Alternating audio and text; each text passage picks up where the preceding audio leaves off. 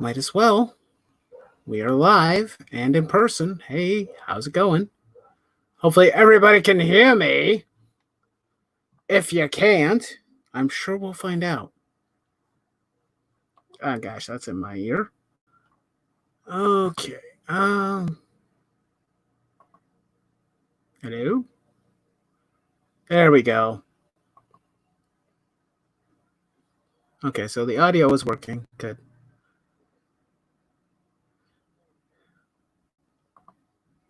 Okay, so audio is working. Everything is going okay so far. Let's share this to the twatters because we can. There we go. That's shared.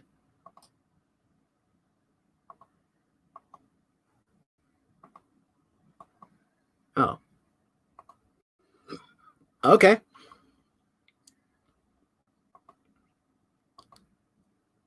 Okay, so we should be good to go.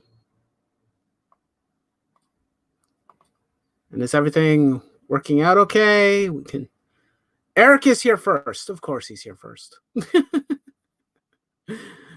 Of course you're here first, Eric. Hi, how are you? How you doing, man? Dun, dun, dun, dun, dun, dun, dun, dun. And hello to Rebirth Mortal Comics. This stream is sponsored by Rebirth Mortal Comics. No, I'm kidding. I'll get to that here in a bit. But for now, I'll wait to see if people come in, if they want to, if they don't. But please feel free to hang out, chat with me for just a bit. Everything is set up. I'm just waiting to see if we get a couple people. If not, I'll just start building and hope that people funnel in as time passes. But yes,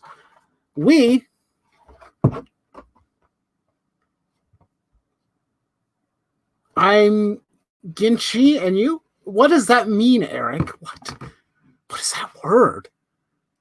Grinchy? Did you mean Grinchy? I don't know. But we're going to be building this tonight. This is what we are doing tonight. I'm going to build a model kit while I support Rebirth here. There is, for those of you who probably don't know, and I will probably say a few times during the stream, there is a link down below to a GoFundMe for Rebirth for her puppy, who is having some issues, I take it. I didn't get the whole story, but I know it's not fun losing a pet, so in any form or shape. So I'm happy to support that as much as I can. So, one of my new favorite words. I see. Okay. It's a new one for me. I never heard it before. It's completely new and weird to me. So, this webcam right now is pointed at me, obviously. But it's going to be pointed down here for most of the stream. That's true, Eric. You were around in the 60s, so yeah.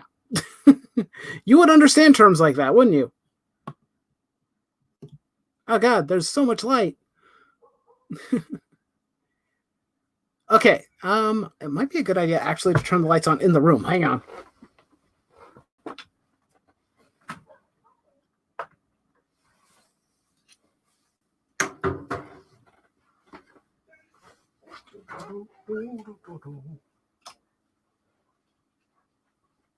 There we go.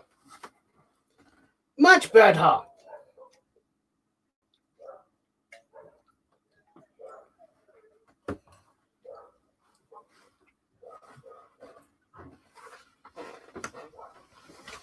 There. Speak up, Sonny. You can't hear me, Eric? Is this close enough for you, Eric? Am I not loud enough? Is my volume not working? It's hard to say for sure.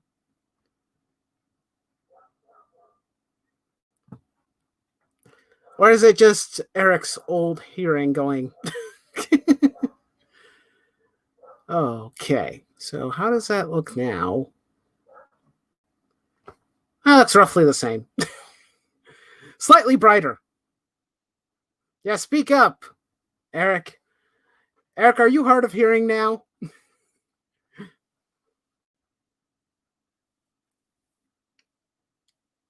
I thought so. Eric is just messing with me. He's trolling me, as per usual.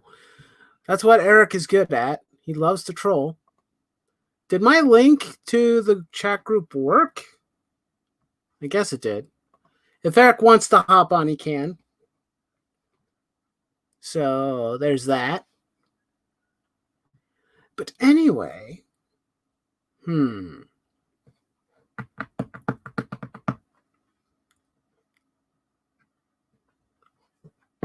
going to share this out somewhere else too, real quick. But I'm going to do it on my phone.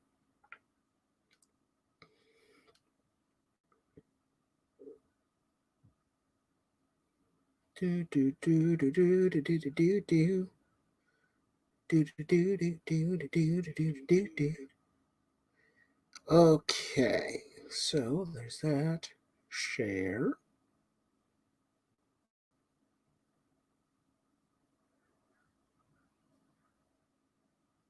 There.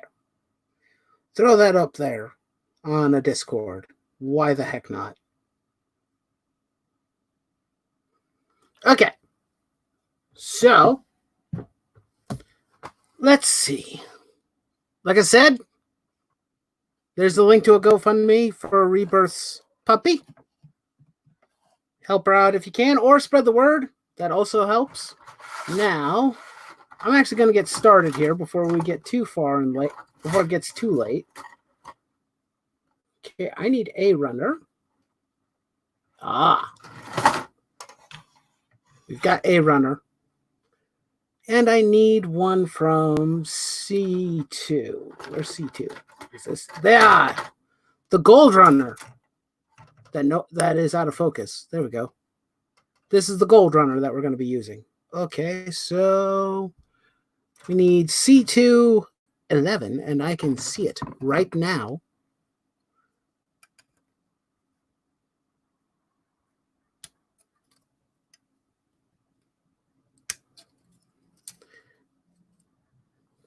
Oh, there's Eric. I see him. I wasn't looking. Hey, Eric, how are you? How's it going, Knight? I'm doing pretty well. How are you today? I was actually trolling myself just then. Oh, you were? You were trolling yourself? I was making a joke at my own age's expense. I see. That is fine. But I'm taking up too much of the screen there, so... Oh, okay. Hold on. Let me... boop. There we go. Much better. Perfect. Okay, and I'm going to now proceed to slightly rant here for a second, guys. Bear with me here. As a model kit builder, I hate gold paint. Uh-oh. No one can see. It's too blurry. No one can tell. This kit did not get undergated. Which means that these little nub marks are going to be permanent unless I can find some gold paint. Or a specific type of gold paint to match this one. Gosh darn it. Bandai, why? Why do you do this to me? I need undergated parts. Have you lost your senses? And to a lot of people, that was probably just foreign speak. They didn't understand a word I just said. I hate it when my kits come undergated or not undergated. See, I knew Eric would get it or not get it, as he just continues to joke with me. Hey, I did ask if you needed your co-host to have a clue what he was talking about. Nope, I don't need that. I don't That's why actually. I'm It's here. fine. It's fine. I know that type of speech is like, wait, what does that mean? What is he talking about? Has he lost his mind? The answer is no. At least not entirely. At least I certainly hope I haven't lost my mind yet. Oh, this should be fun. I haven't myself haven't built a model since Nixon was president. That is quite the long time to to be away from a model kit hobby. Yeah, probably too close to the glue. Explains a lot, doesn't it? Yes, it explains everything. Luckily, these kits do not require glue. I'm so thankful for that. There we go. The one thing that's, well, I don't know, Eric, what kind of model kits did you build growing up back in the Nixon age? Tell me about it. Most like model cars. Yeah. Well, I had an older cousin, and by that I mean he'd probably be around your age right now if he was still with us. And he built model cars, a lot of model cars. That's kind of what got me into the hobby was his love of model cars. Yeah, it's when I was a kid. I said model cars were big and model planes, and Model I didn't get cars, into model planes, model trucks. comics until I was in till I was about 13. So Right. all those like old Aurora kits that had like Superman, Batman, and things like that, Captain Action. I didn't know those existed, and I don't know if that would have meant anything to me. So that's true.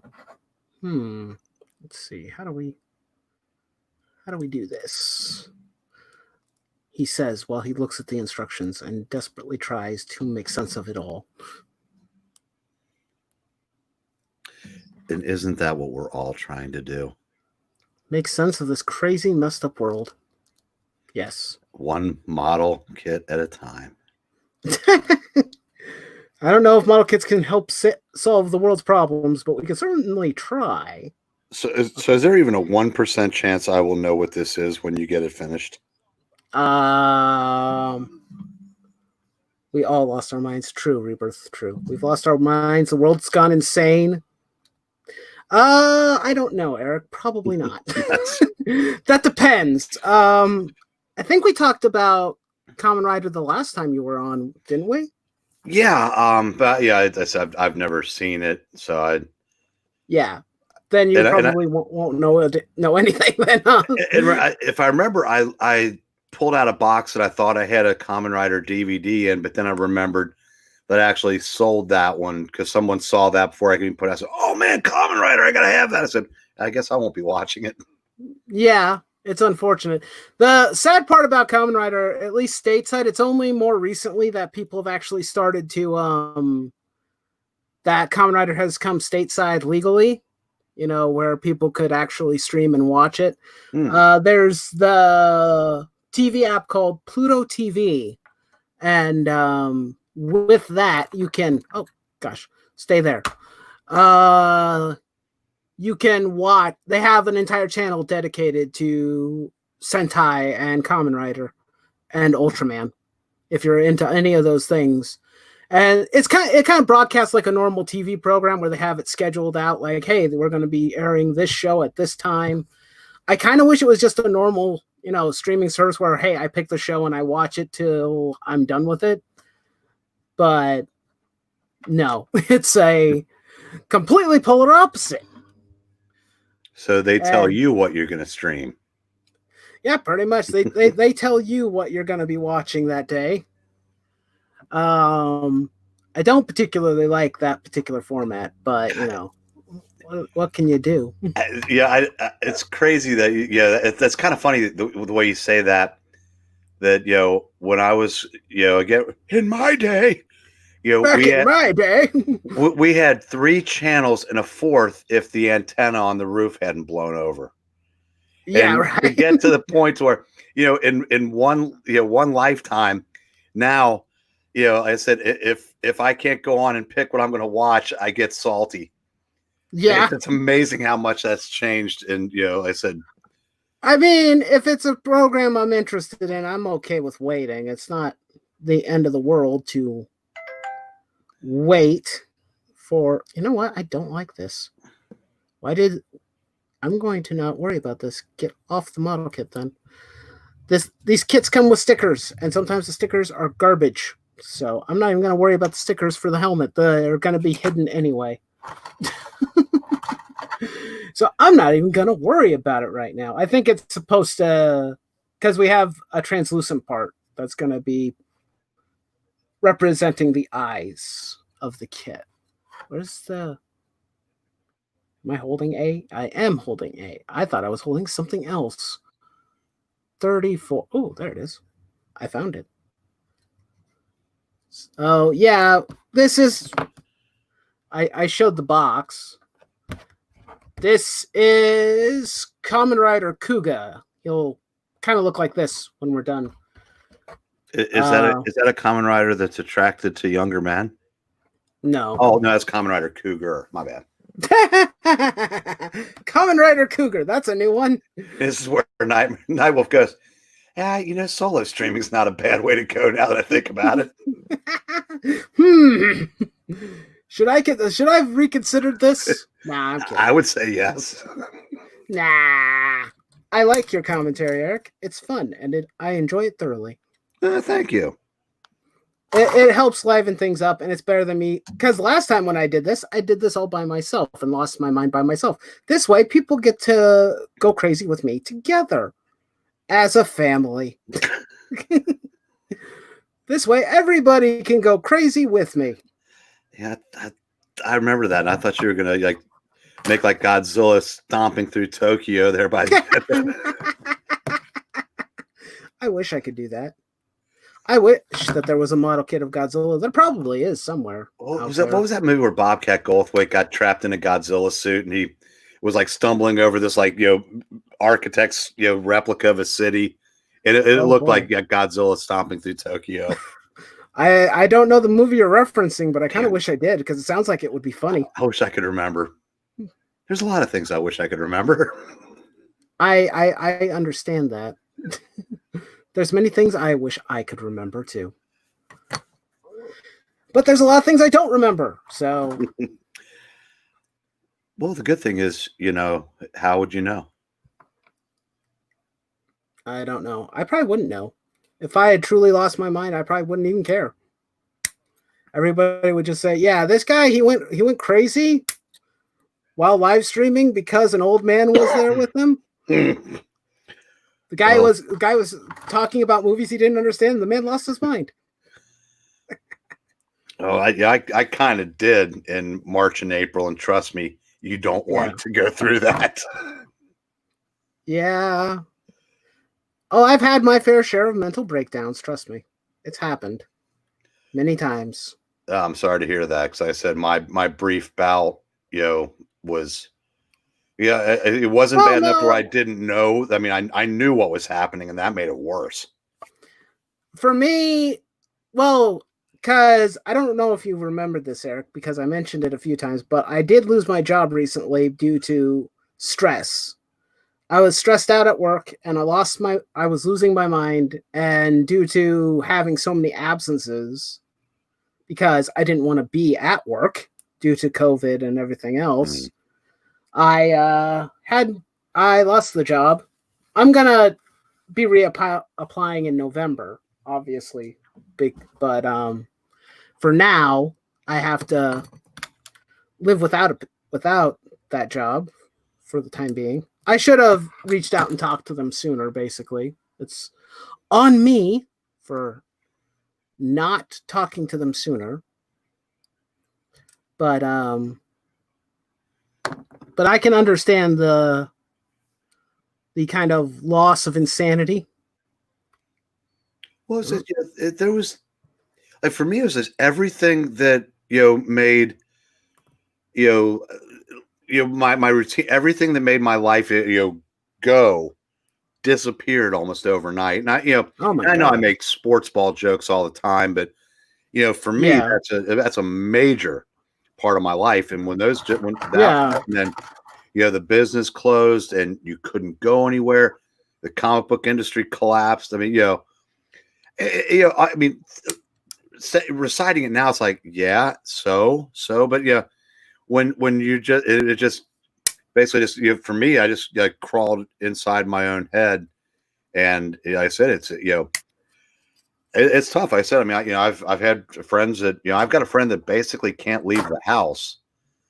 Yeah, and he's been dealing with these kind of issues for decades, and I never understood it, and now I kind of feel like I do to an extent, and right. it's not fun. Yeah. So I mean, I said, I very much sympathize with what you went through and probably still are going through. It is no fun. Yeah, it Because never is. anybody can sit there and go, well, just don't think about that. Just don't blah, blah, blah. You go, no, it doesn't work that way. It was like when people said, hey, dumbass, don't drink every day. Well, yeah, if I could, I wouldn't, Yeah. So, Yeah. It's sometimes it's not as easy as it sounds, amen. I mean, here's the thing, like my dad, he quit smoking, but he quit cold turkey. So, but that took time to, get out of that habit. There we go. Hey, cool. We got a helmet. That was all of the first step. That was actually relatively easier than I thought this was not that hard. Of course, I'm familiar with these model kits, so it's not like I haven't done this before. Okay, what's the next one? Are we doing? Yep. I guess we're going to do the body next. Cool. Yeah, I quit smoking cold turkey last year and had 8 months in when the pandemic hit, and the first thing that went bye-bye were those 8 months. Oh, that stinks. When you have a good thing going and you're like, yeah, I'm going to make it. And then something like this comes along and it's like, well, throw that out the window. Yeah, one reason why I haven't drank in 28 years is, if I started again, I don't know if I could ever stop again. And at my age, I don't know if I've got another quit smoking in me that won't, that won't have to be like, medically, mandated. Medically mandated. Like, hey, if you don't stop, we're going to make you stop. Yeah. It's pretty much. It's like, you don't have a choice, Eric. This is the end of the line. Well, I was taken to the hospital last year, for like a breathing problem. I was just really sick, but I go, yeah, as long as I've got half a day, and let me see how long I can take it. And it went 8 months, and then, but yeah, when this all started, it's like you first thing you do is you reach for that. It's like the closest crutch, and for me it was unfortunately the coffin nails. Yep. Yeah. I mean, fortunately for my dad, he never went back, so that was always a good thing. My dad didn't either. Did your dad? Well, you probably never smoked, right? No, never have. God, my dad was he was an alcoholic, and he quit drinking, and then he quit smoking, and he became a zealot about both. Yeah. Yeah, it can happen. There's no one more self-righteous than a reformed, someone that's reformed a vice. Yeah, that can happen. That's for sure. Okay, that is. But I need to actually look closer at these instructions because, my goodness, they're incredibly small. This particular part is anyway. What am I looking at? Okay, there we go. So gotta make sure everything is positioned. Quiet like a golf broadcast. Nightwolf is lining up his next shot. This next piece plays 425 to the green and dog legs a little to the right. Right, so selects his club. He's going with his left index finger. That's funny. Thank you for that. Good commentary. What do you guys think? What would you rate it? out of 5. Everyone left. Well, at least I laughed. I thought it was good. No, I said everyone left. It's Well, just us now. shoot. Well, darn it all to heck. Hey. Oh, good. 21. Well, it stinks. Everybody left. Please don't tell me that, Eric, because then I'll think everybody's not paying attention to me, and then I'll get really sad, and then I'll get indignant, and then I'll yell at you for it. Pay It's all your attention fault. to me. Pay attention to me, damn it. No, I'm kidding. I'm not that much of an attention seeker, thankfully. I just got a DM from Venkman. Uh-huh. Yeah, we're doing one of those, educating Jimmy streams tonight, and we're doing the Black Panther. And he sends me 2 tweets and says, "The story's confusing, bad art." Yeah, that's so he's 0 for 2. This is going to be a long night. Oh boy. Because I'm going to educate Jimmy and re-educate Venkman. Oh boy. Sounds like a fun time. Have you ever read the Christopher Priest Black Panther series? I unfortunately have not had the opportunity or the pleasure. So it might be in my top 10 of all time. It was basically a political satire. I think it's the best thing Christopher Priest has ever written, and I mean, it's a great story and plenty of like laugh out loud moments because he was at his acerbic best when he was writing this, and I said it's I love it, and I'm a fan of his work, but I mean I thought this was, like I said, the best thing he's ever done. Yeah. I've heard really good things about it. That's for sure. Well, now no one can get past like for the past 10 years or so. Black Panther's been. It's almost like you don't dare give him anything close to a flaw. I mean, he has come across as perfect and the smartest and the most powerful, and now since the movie, it's everything's going to revolve around that and Shuri. But Christopher Priest, gave him warts and all, and and didn't take away from the fact that how good he was at everything. But it just the way he did it just didn't come across as like as Gary Stu as it seems like he is. Right. Oh, believe you me, I understand that particular type of character all too well. To him, I said, I hope you like it, but I said I can't recommend it highly enough. Well, I mean, I think the only thing I've actually read of Christopher Priest so far was his Deathstroke, or at least a few issues of it, and that was really good. So, yeah. Well, I don't doubt that he's an excellent writer because everybody recommends him. So, well, he's been around forever. I mean, I don't know if have you ever read the Spider-Man Wolverine one shot that took place right after Ned Leeds was killed off as the Hobgoblin in the late 80s?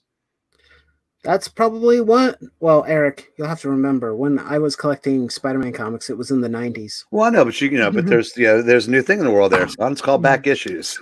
That's true. I do have some 80s Spider-Man. I don't think I have anything that it pertains to the. I have some that pertains to the Hobgoblin, but I think it's after the death of Ned Leeds, not during it. This was it was a one shot, and it was the first time Wolverine crossovers weren't a dime a dozen yet, but he wrote that when he was using the name Jim Owsley, and right. So, I mean he was a very good writer back then, and it still is. I mean, I not a big fan of his Vampirella, but no, well, that happens. Not every writer can hit a home run every time. That is true. But I thought his Justice League was pretty good. And I liked his, I'm like you, I've read a handful of the Deathstrokes that he did. Yeah, his Deathstroke was a really interesting read in the sense that it's taking place at like 3 different times, like past, present, and future, or something like that, which I thought was an interesting idea. Like going back to Slade's past where he's with his family or his sons and the relationship he has with them, and was doing really well with the relationship part. Sharing Slade's relationship with his sons and his wife. From what I did read, which was not a whole lot, I think the bulk of what I've read of Christopher P's Deathstroke was his what was that? That little crossover they did with the Titans and Teen Titans. Judas Contract or something along those lines. Yeah, Judas or Lazarus Contract. I think. Okay. Yeah, I think you are right. I always get it confused because they've done 3 or 4 stories in that vein over the years. Yeah. Because I think you're right. I think it's Lazarus Contract. Yeah. Yeah. Where he stole the Flash's speed. Yeah. Rebirth is basically reminding me how old I am. Yeah, she was sperm in the 80s. I said, well, I realized how old I am when I realized, my sobriety is older than Mystery 2099. Yeah. When I realized that, God, what am I doing on this computer thing? An excellent question, Eric. We ask that question every day. Well, it's Comics Division's fault. If he hadn't sent me this microphone, none of you would have to put up with me now. No, he still have to put up with you, just in the comment section only. Yeah, kind of missing those days right about now, aren't you? Let me think. Nah, it's fine. I've gotten used to your antics.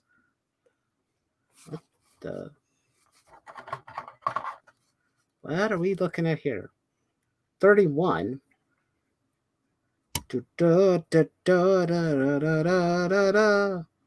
Where is... Oh, there it is.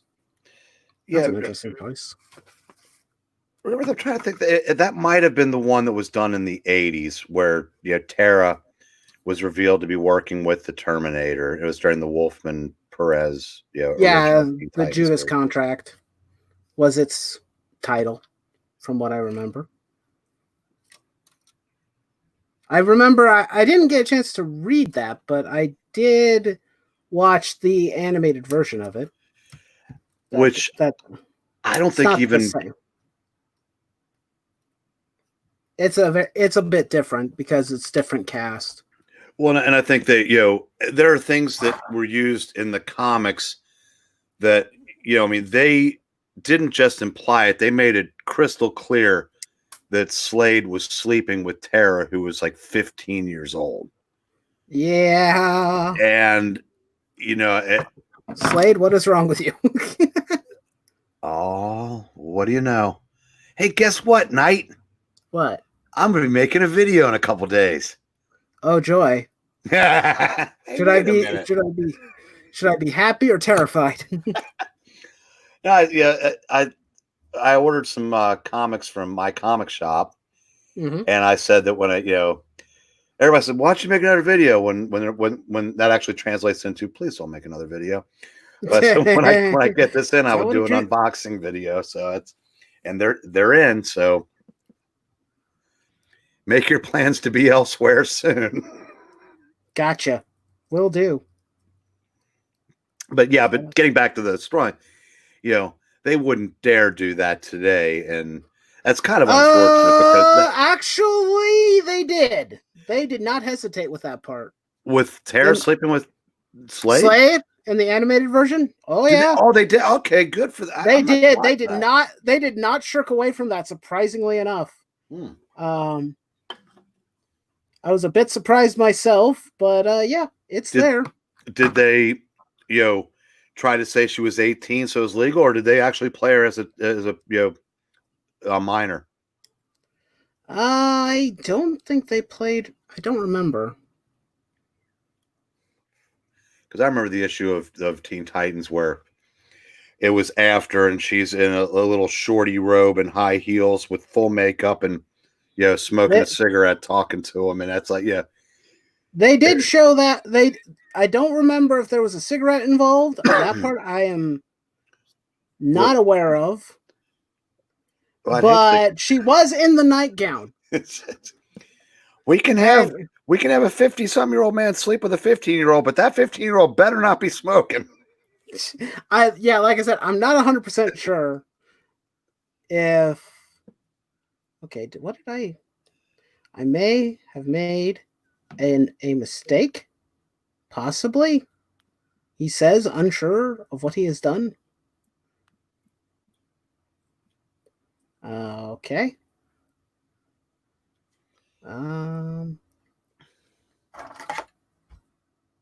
Bum, bum, bum, bum, bum, dun, dun, dun, dun, da, da, da, da, da, da, da. Okay, so that's the right piece. Bum, da, da, da, da, da. Maybe share it on it. Rainbow Press and Comics. Of course, he'll be sharing that under the fool's gold portion of his, his reviews. Probably. Is that just? Yeah, the last video I made, I thanked you in it. You did? Why do I not remember this? Well, I made it right around I made it last Christmas Eve. Oh, yeah, that's right. And I thanked all the people that, made this so much fun to do. And oh, yeah. Okay, what in the fresh hell am I doing here? This is, instruction-wise, this is a bit unruly, and I'm a bit confused by it. Did I?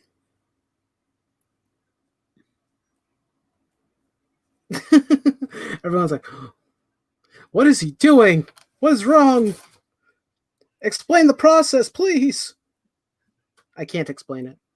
It's too complicated. You just can't handle it, guys. Trust me. Even I can't fully comprehend it. That's the reason why I'm confused. Okay.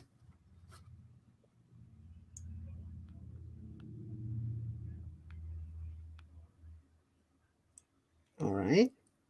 I did that.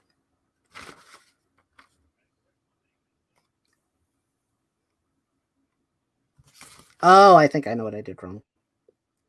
And now comes the thing of, can I reverse it? There we go. I had a part backwards. Well, I was going to tell you, but I didn't feel it was my place. Ah, really? You were going to tell me? Sure, Why didn't you? Why didn't you warn me, man? Come on. Why don't you fill me in here? I'm kidding.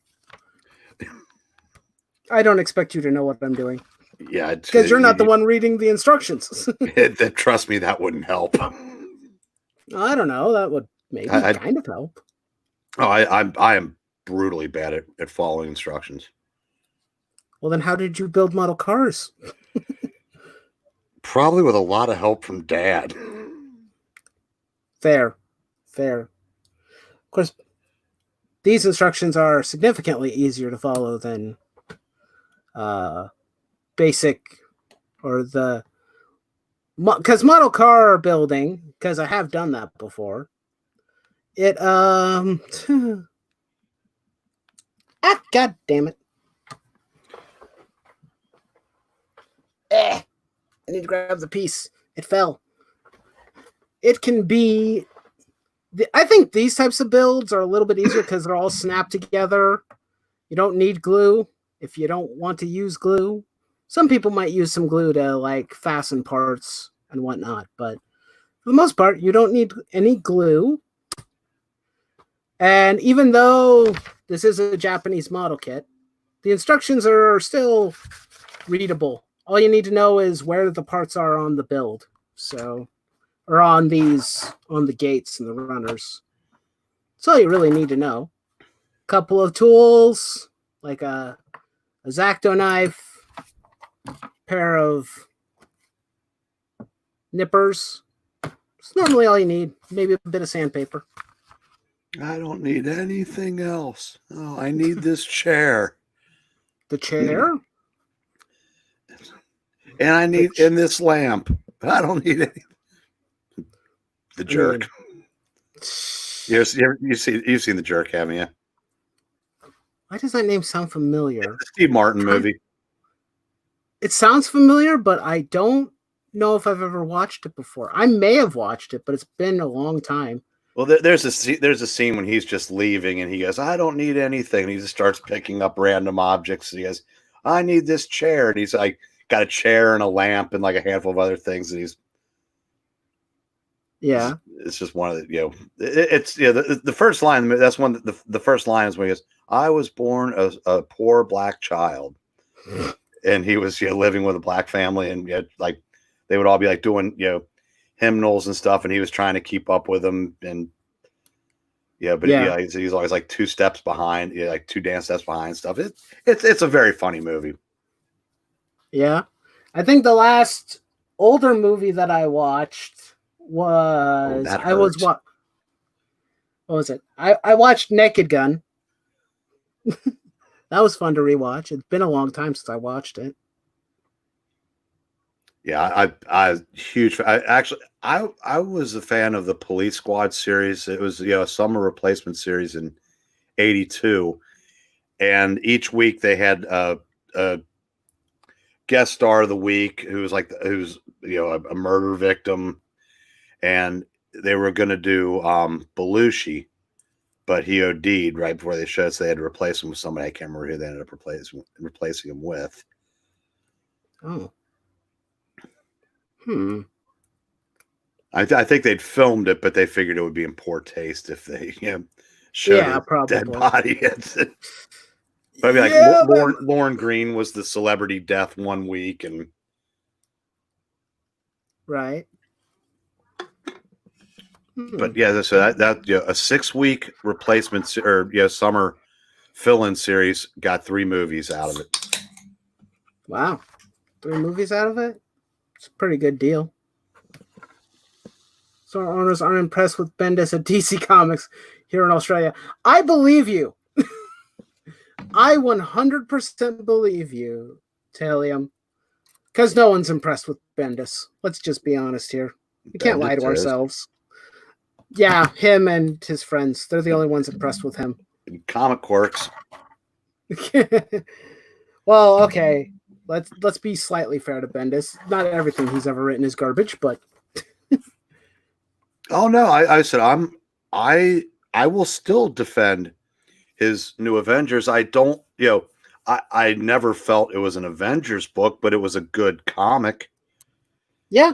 I don't like that he killed off a bunch of them to redo it his way, but I would imagine that Marvel probably mandated that he put in Spider-Man and Wolverine. Probably. People forget, as popular as the Avengers franchise is now, that name was so toxic in the early 2000s that the Ultimate Avengers wasn't called the Ultimate Avengers. It was just called the Ultimates. Yeah, that's true. They did not want the stench of that name on it. Yeah, okay. We're going to be adding color, guys. Right now, the kit is mostly black. At least as of right now. But we're about to change that with red.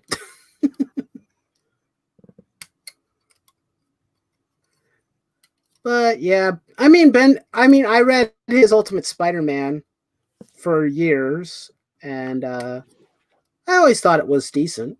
I liked it. I'll be honest, I did not like the first few issues because it was an adjustment, because even though it was taking him back to how old he was when he became Spider-Man in the Lee Ditko era, it was completely different. And Bendis, if you remember, Uncle Ben was a hippie with a ponytail, and it was like it tried too hard to separate itself, which I think is the same thing that the New 52 suffered from. Was they had to go out of their way to make things completely different. And like with Ultimate Spider-Man, it was about making Uncle Ben, like I said, a hippie. And once it leveled off, I thought it became a really good series. Yeah, I thought that it was pretty solid. Because for the most part, the early issues and whatnot, because I was reading it up to, well, actually, I think I read up to the death of Peter Parker, technically. And, but for the most part, I didn't read every single issue because I didn't have them all. I found I had collected some of them, and then friend found some and gave them to me. He found them like out in a park area or out in the woods. Somehow someone dropped them off and left them. Really? Yeah. Some of them are in kind of rough shape, but they were some early issues. I still have them. But I think roughly about the time when they decided to do the let's see, after the Clone Saga, when the book was relaunched, because they relaunched the book, and around that time was when the book started to get a little bit too weird for my personal taste. Yeah. And I was starting to wonder, like, what is going on? Why are you guys doing this? In particularly, the part that was like really bothering me was the relationship of Johnny Storm and Peter's female clone. I was like, you know what, Bendis, you're starting to lose me here, man. That's a little bit weird, and I'm a little creeped out, if I'm being honest. Well, there are a lot of writers in the 21st century that, if they'd had a little bit more autonomy, probably would have put Peter and Johnny together. Yeah. And I guess this was as close as they were going to be able to get. Probably. Yeah, but again, like I said, but it comes from I think it's like this modern belief that, you can't be friends with somebody. It used to be, if a man and a woman are friends, eventually they're going to hook up. Now that's changed to where, kind of look like a minion for a second. It did? When you set it down that way for a split second until we turned it, no.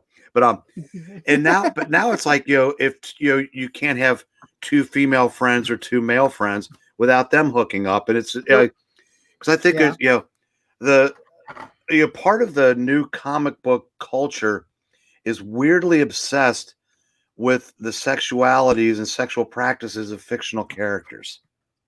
Oh yeah, you want to know what I blame that for? I would love to. What? I blame it on shippers. And can I just go ahead and blame social media, because if it wasn't for that, you can blame they would have to write each other notes and we'd never know. So. But because I think it was quite a few years back. I think it was probably, I don't know if it was early, like before my channel started or around the time. I think it may have been like a few years or so before that. But I was looking for images online of some characters that from animes and whatnot, and there's fan art of characters who don't have that kind of relationship at all, but they're being incredibly intimate. A lot of them were male characters, and I'm like, oh boy. And shouldn't you have said yaoi? Yeah, it was probably yaoi that I managed to stumble across. But keep in mind, I was just like, I just typed in the character name, and that's what eventually, while you start scrolling down, it starts showing up. And I'm like, wait, what is going on? Why is this happening? Why is there all this stuff going on in my... It's like, is this supposed to be normal? Is this supposed to be happening? Yeah, now it's one thing if I know that a lot of like quote unquote good girl artists have done cheesecake drawings of two female characters in semi-intimate settings, whatever. Yeah, and that's that's one thing. I mean that's but the people that want to make it canon, it's like that's the part where I don't get. It's like keep your fantasies to yourself, Yeah. I said, not everybody wants to give Cap a boyfriend. Yeah, true. Not everybody's into that, guys. Come on.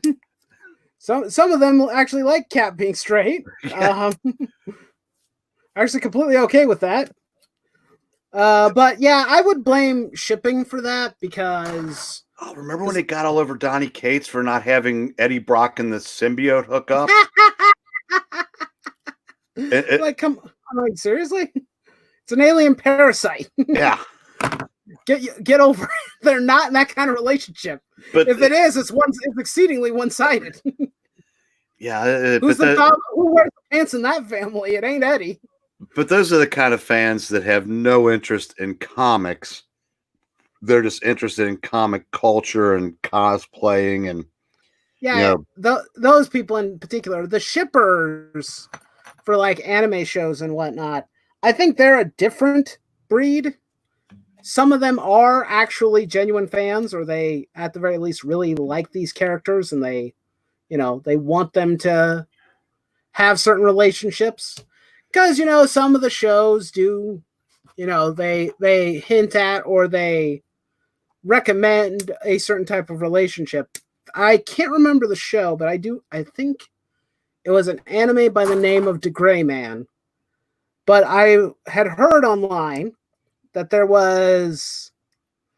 that some of the crazier fan base or the crazy shippers were mad that the creator didn't have a certain girl with the main character, to the point where they sent him death threats. Okay, the death threats. Yeah, that's a bridge too far. Now, I think it's different. If you want to ship characters, that's cool. Just keep it at that. And, right? and you say like that manga fans or anime fans are different. Now if you've been with something from the get go, it's like if you watch a TV show for years, and it's like you feel that two characters should get together. That's one thing. When you take a character that's been around for decades, and you come in and you have no interest in learning anything about what came before, you just see what's right in front of you. And you think, oh, wouldn't it be progressive? Like I said, if Steve and Bucky, were lovers, and you go, no. Like I said, if you can go back to the beginning, he was the the army brat, like the platoon mascot who idolized Captain America and walked in on, found out that he was actually, Private Steve Rogers. I mean, I said, and that was the base of the relationship, and Cap trained him, and it's like, so no, that's it's and those people don't know that. They just see Chris Evans and Sebastian Stan and want to see them, and that's, I said, it's I said that's what I'm saying. Please keep that to yourself, because the rest of us really aren't interested. Yeah, I mean, you can write your fanfics and whatnot. Go have at it. Just don't mess with the actual characters. Yeah. The one thing though that I have noticed, that even though there's certain levels of really bad comic book fans out there that say and do incredibly heinous and stupid shit, I also noticed that there's a fair amount of them in manga too, that I'm like, you know what? Get the heck out of my fandom, please. Get the hell out. You're ruining. And in particular, it's for the manga creator for My Hero Academia. I pity that man so much for the amount of bullshit that he's had to apologize for, that was never intended to be evil, but everyone hates him because he dares to say or do anything, and he has to profusely apologize to mostly Western fans, by the way, because I don't think it's his Japanese fans that are pissed. At least I certainly hope not. But yeah, he has to apologize. Like, he named a character, he named a villain in particular. I can't remember the name. It was like a connotation to something that happened during World War II. I think it had to do with what the Japanese did to Koreans or something of that nature. But basically they had Oh, what was it? But the character had that as his name. It was his villain name, which was representative of some sort of like prison type of camp or something of that nature. But basically, people did not, a lot of Westerners and probably some Korean fans, probably, who are overly sensitive, took this name to be way more connected to that than probably it's like, hey, this is a name of a character that is just his name. I'm of the mindset of I don't think it was intentionally meant to offend people, but he's had to apologize for that, apologize for so many things that he really shouldn't have had to apologize. But since I think it's also a cultural thing where like in Japan, it's apologizing is kind of a big deal out there. You have to have some form of a level of respect and honor to the point where, even if you didn't do anything wrong, you still have to basically fall on your sword. And he seems like he's such a nice creator and he's such a nice person, but there's a good portion of these fans that I don't think have any form of respect for him at all. Well, you also have to remember, I'm sure you look at the way these particular fans, how they've been educated. And when you grow up believing that everything is bad that you don't agree with and only your feelings matter, you realize they said that it can't work that way. It's you have to go back to Mr. Spock at the end of The Wrath of Khan. Jim, the needs of the many outweigh the needs of the few. And I'm going to kick off now unless they let me direct Star Trek 3, and then I'll come back at the end of that. Sorry, I ad-lib that part. But I mean, but people forget that. It's like, no, my needs matter, no one else's. And when you've got thousands of selfish little pricks all saying the same thing, how are you going to make anybody happy? Yeah, that's true. Very true. How are you going to make everybody happy? If everybody's happy, then nobody's happy. That's how I kind of look at it. You can't please everybody. No, and when you try to, and in this culture, it's like you can't please anybody across the board. And when when a lot of these people, they're on the side of people who can agree with you 99% of the time, but on that 100th when they don't, the other 99 don't count, and you're done. Yeah, that's so I'm sure the fans that make this or demand apologies from this creator are practitioners of cancel culture. That is very strongly possible. I can't remember for sure, but it's not like they're what is it? Yeah, Dr. Ujiko. Yeah, the bad guy was named after a bad thing, basically. And if I remember correctly, considering what the villain was doing, it kind of fit with his character, but he had to change the name because people got offended. It's like, get over it, I guess. It's not that big of a deal, guys. It's really none of your business what he writes his characters. I mean, because I think in places like Japan and whatnot, they don't seem to have the same like disdain for certain things. Like in particular, like, their history during like World War II or World War I. I don't think they have the same amount of disdain for it that like the America seems to have developed or Western cultures that's have. true. Well, I mean, because it's kind of funny. There are in some of the video games, in particular, I think it was in some of the older Persona games, you could fight Hitler. Yeah. He was a boss, and it's quite literally Hitler. It's like you can't deny that. Yes, this is Hitler. Fight Hitler. Nowadays, that would be considered wrong. It's like you get to beat the shit out of Hitler. Why is this a bad thing? Yeah. Why'd America Chavez get to punch Hitler, but these guys can't? Why can't these Japanese high school students punch Hitler? Yeah. Why not? Come on, let them have some fun. Yeah, I think that, I said it. One reason why it's, well, there's two.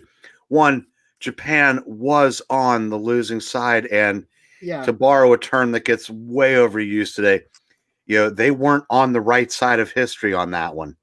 Yeah, but it was the government and the military. It was not the people. It's like, the majority of Germans did not agree with Nazism, but it got so powerful that they no longer had a choice. Yeah. But over here, the reason why it's so bad over here and not over in Japan is Japan doesn't have coddle culture. That's true. We do, and coddle culture is a gateway to cancel culture. And I just came up with that. I'm pretty proud of myself. Yeah. I'm gonna bask. I'm gonna bask for a moment. Okay, I'm done. Well, darn, was that quick? It wasn't that impressive. Oh, come on, man. Pat yourself on the back a little bit more. Don't do it too much, though. Punch Hitler for $5. Why not? Let's see. Let's see if I can get that trending coddle culture. It'd probably help if I had more than 200 Twitter followers, but yes, that sometimes helps. Believe you me, it can help immensely. What was it? B. We need the B runner. Nanny state culture is toxic. Yes, very much so. Brutal. Nanny state. Yep, I could actually. I'm in agreement. That's what I would call it. Nanny state. Oh yeah, well, it's definitely they both fit. Yep. Okay. So point I said the reason why we've got a lot of the problems we're having right now is the everybody gets a trophy kids are now, and I'm I trust me, people in the chat, I'm making air quotes, adults now. Yeah. We put them in air quotes, big honking air quotes. That could be seen from space. And I guess, I guess the tearing down the statues could be kind of like they know they're never going to win another trophy in their life, and they kind of look like trophies. So they, it's just like, hey, payback. I'm not going to get another trophy. Well, these trophies need to come down.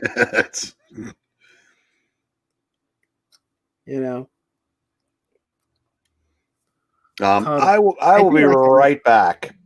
Yeah. Be back in a sec. Okay. All righty then. Now then, how do we do this?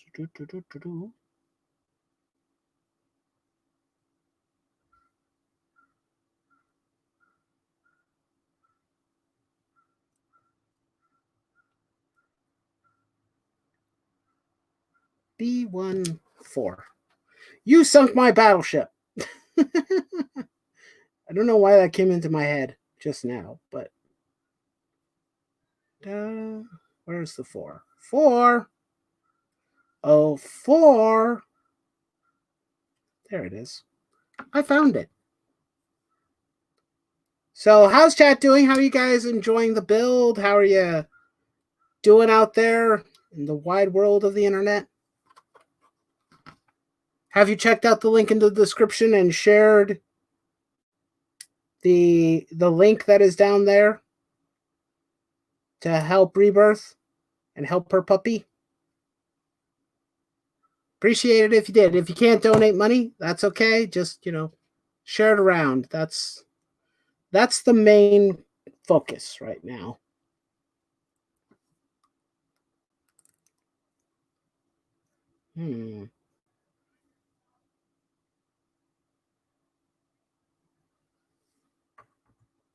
Also, what do you think of the model kits so far? We got a helmet and we got a chest. Both are pretty darn nice. I like them so far. Helmet's really nice. And right now we're working on an arm. We're still on B. B1. 2. Where is a 2? 2 to 2 to 2. Oh, that's a 20. We need a 2. Oh, there's the 2. Wow.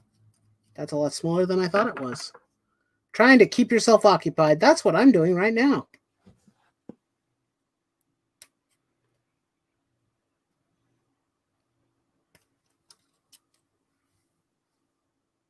Can't wait to see the completed version. I appreciate that, Reaper. Thank you. We're going to be doing more of these, actually. I have an entire box full of model kits right now that desperately need to be built. And I would very much like to, finish them in a timely fashion. Oh, we need B1.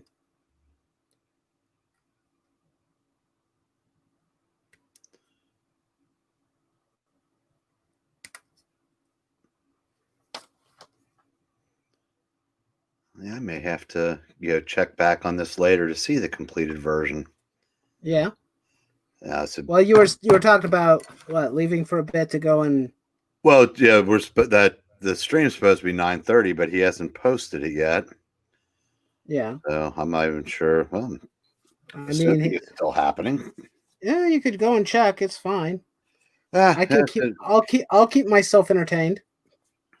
No, I said, let me see if I can get a hold of it. Yeah. Let's see.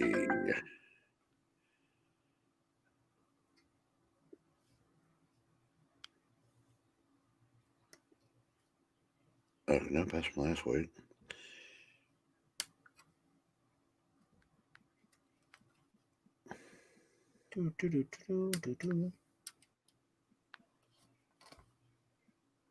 Waiting for some comic book orders to arrive. That's a good question. To Hellion, what comic books did you order, my friend? What's up on your pull list?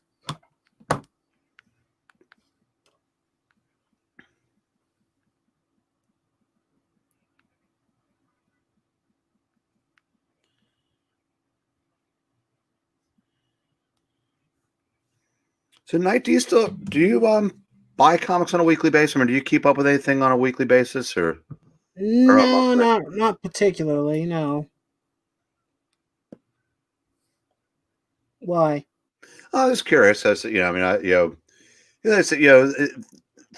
curious if like the different people that comprise our group. I know some are bigger comic fans, some are bigger manga fans, and I know. Well, I mean, you've seen me participate in England Teens Auction. You should know. Oh no, I know you like back issues, but I was asking if you keep up with anything currently. Not. But I'm trying to catch up with like Amazing Spider-Man from Nick Spencer. At least currently, that's the main one. I was reading the Hickman X-Men as well because I found it interesting, but I haven't caught up with it mainly because of the loss of the job does not help. With paying for books. Yeah. So it's kind of one of those things where I have to, pick and choose what I'm doing. Yeah, I currently I'm reading about 10 DCs and a couple indies every month, but if those went away, I don't know if I'd lose any sleep over them because I've got 80 years worth of back issues to mine, and so I'm, but it's kind of curious. I mean, because I know some people are like very much like I think Tehillim's a pretty big fan of stuff that's coming out today. Yeah, and I was kind of curious. Like I said, if who reads what, and I kind of find it interesting. I bought a whole. Oh, I forgot. I did buy a bunch of recent Flash comic books. to catch up with that, because I was really enjoying that story before I ducked out for a time being. I just haven't read them yet. Rebirth has been reading Tower of God. I don't know what that is. That's a new one to me. I said I don't either. I just assumed if I would be the only one that didn't. I mean, it could be anything. I like movies, games, anime, manga, comics, trades, comics. Comics are in there twice. That shows that he really likes comics. Well, I think we all do. I just tell him I get the impression that you probably like the newer stuff, like say more than I do. Yeah, that's possible. Yeah, and I mean, I'm not saying that. Yeah, but I think DC.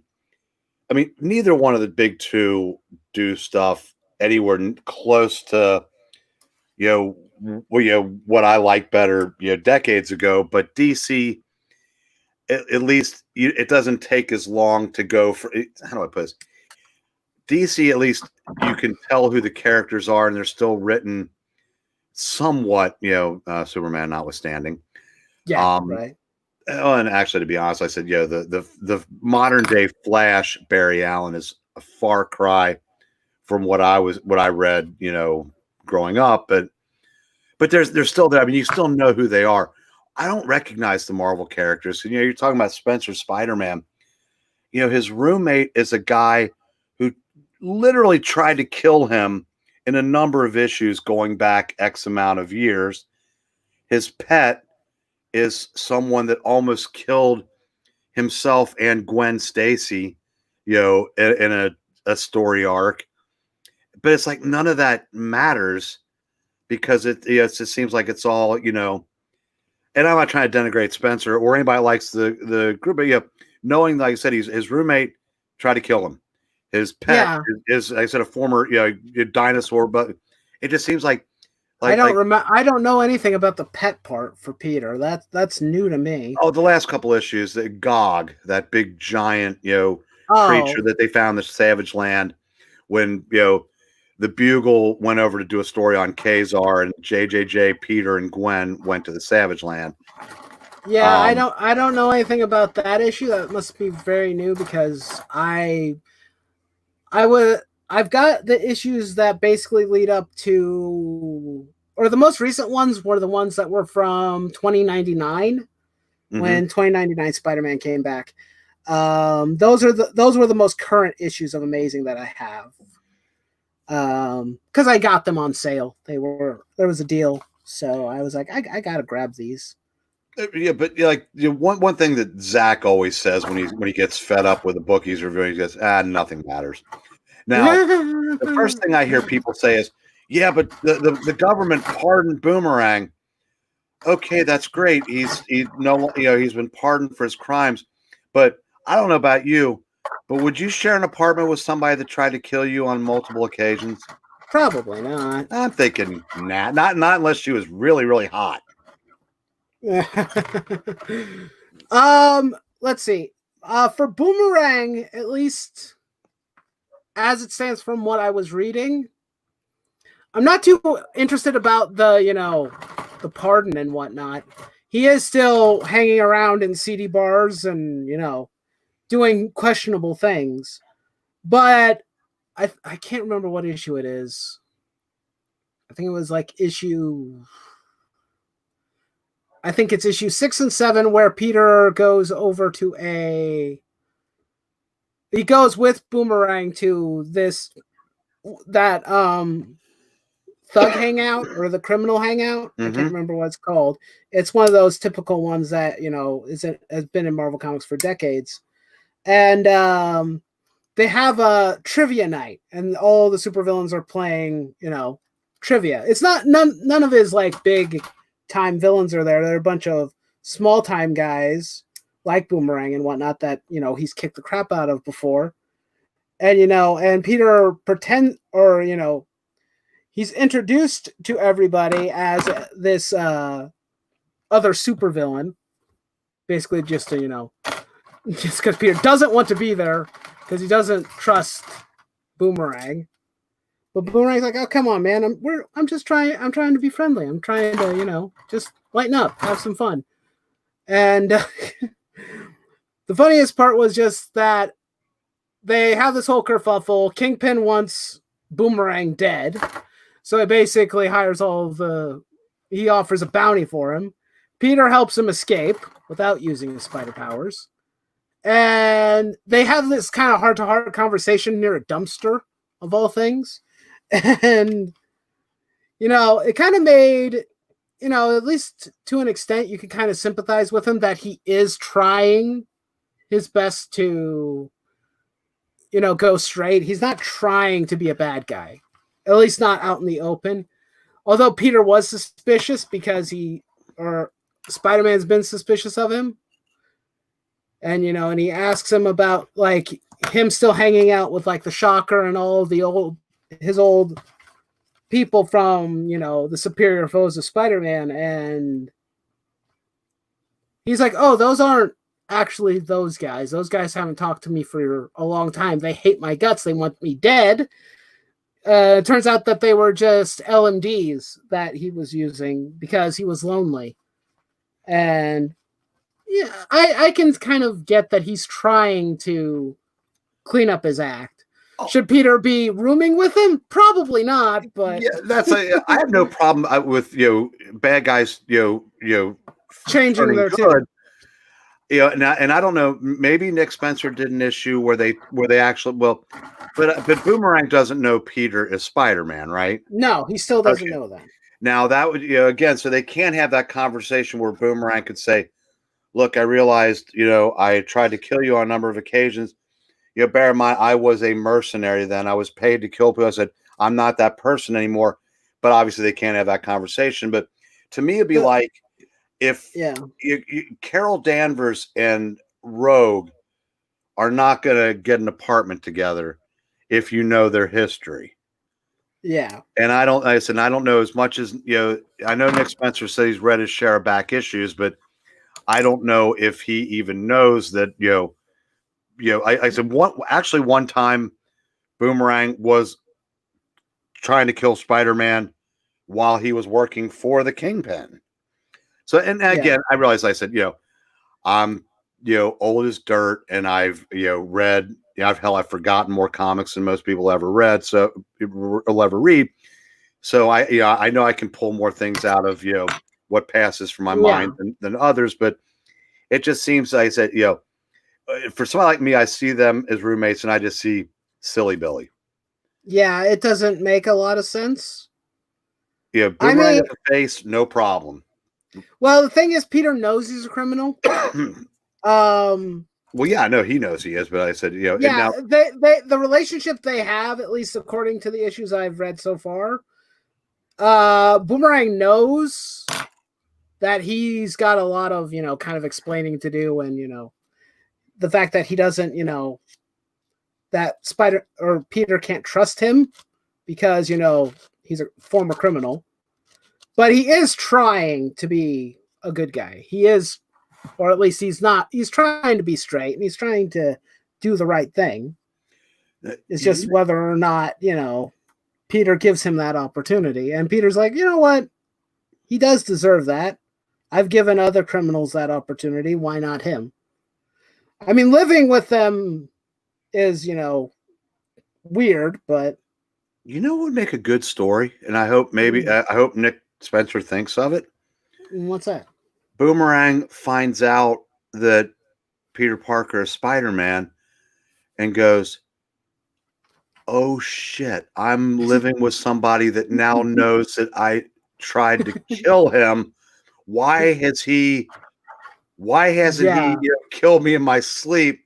That would lead to a genuine conflict that could lead to like a conversation that, and when he's not turning Cap Nazi, I know he can write. Hell, Morning Glories. That was a great series. I didn't understand any of it. I'm not smart enough, but he knows how to write. So that would make his Ant-Man was pretty good too. He wrote Ant-Man too, and that wasn't too bad. And then and that would also, the resolution of that would cement Boomerang as a changed man and should probably follow up with like a heroic death. Yeah, the one But thing I'm not really sure what Spencer has planned entirely. He's been laying the groundwork for a lot of different things, from what I can tell. Reestablishing Peter and MJ's relationship, Peter hanging out with Boomerang more now, reestablishing his relationship with Black Cat, which has been in dire need for a very long time, if I do say so didn't myself. Dan Slott turn her into a psycho? Yep. That's the reason why I said it was much needed. Yeah.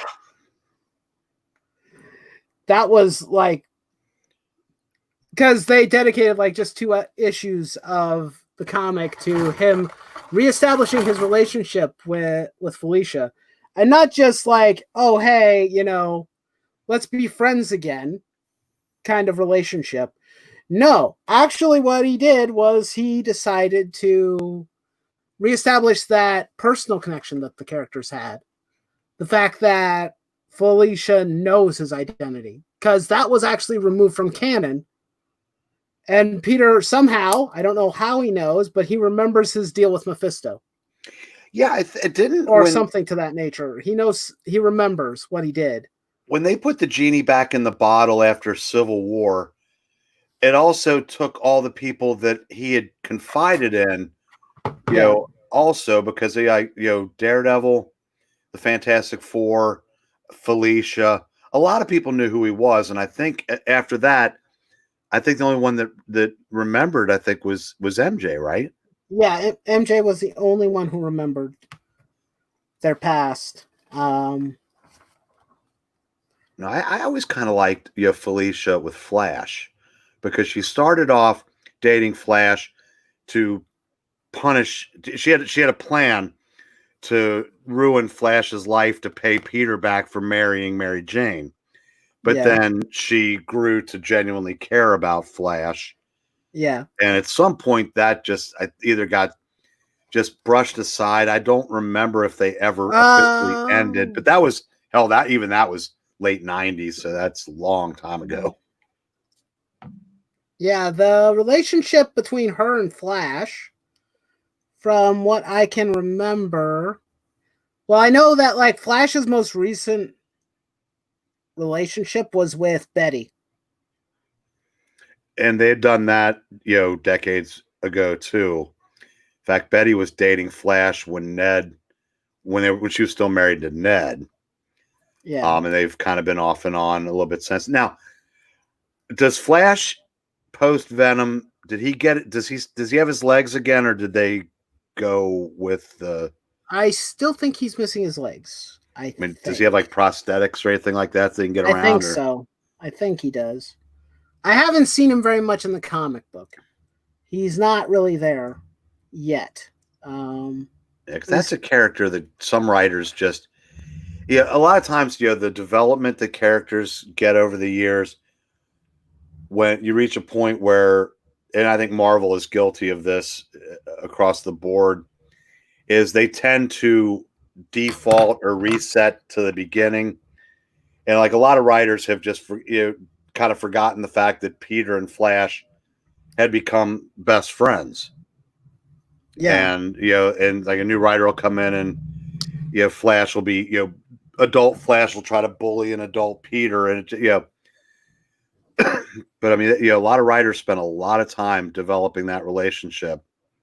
In fact, there's a great issue of old issue of Spider-Man 138 where after the Green Goblin blows up Peter's apartment, Harry blows up the apartment that Peter and Harry lived in, and Peter was homeless, and he tried everybody he knew, and just on a lark he tries Flash, and Flash says, absolutely, come, please move in with me.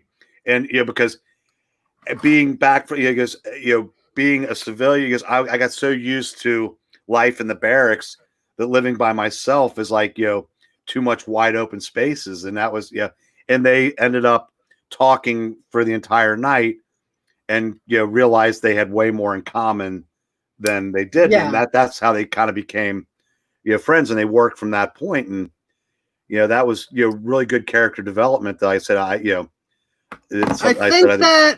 think on occasion Flash will still, like, even when J. Michael Straczynski was writing the character, he would still on occasion write Flash like he was like goofing off or kind of giving Peter a hard time.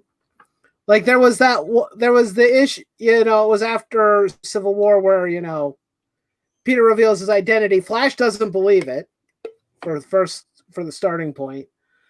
And he tries to prove it at the high school that, Peter is still teaching at the time. And he's, he tries to throw, I think, a basketball at him. If I remember correctly. I could be mistaken. I kind of remember that. Yeah, he throws a basketball at him. And Peter, dodges it and grabs it. And he's like, okay, maybe this is legit.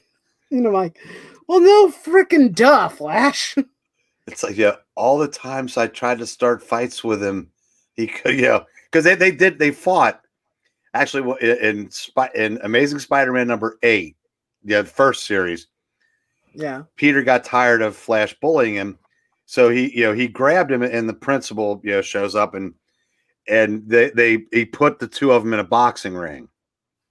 And of course, Peter's dodging everything Flash is throwing, with ease. And the way they resolved it was, Peter has had enough. He's just going to knock him out. But at the last second, something distracts Flash, and he turns his head, and Peter hits him.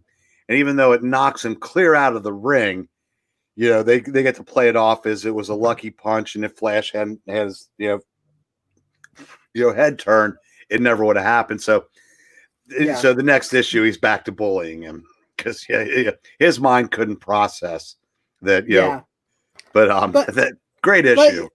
Yeah, I mean, Flash has always had those like kind of special moments with Peter where they connect, where it's clear that they're not mortal enemies 24/7. Yeah.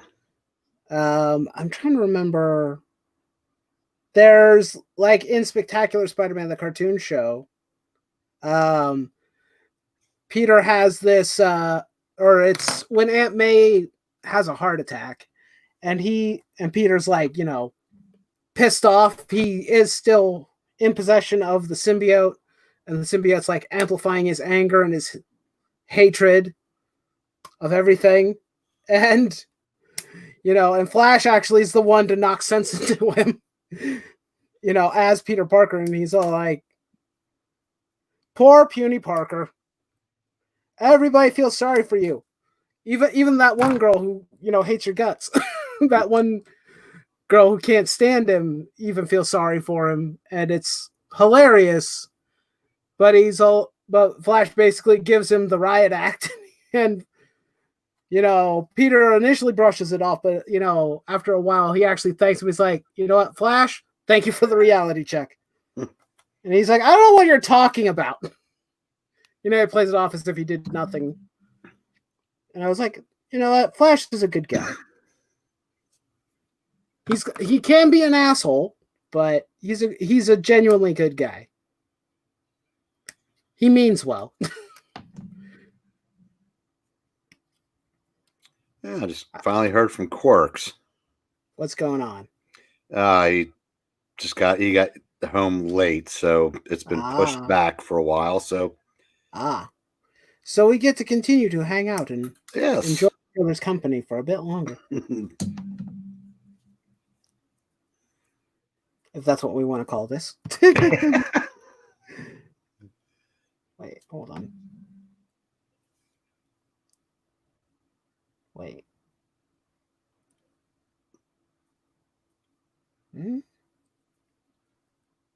Wait.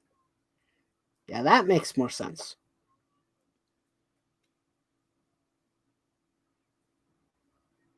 I'm trying to figure this out as I go.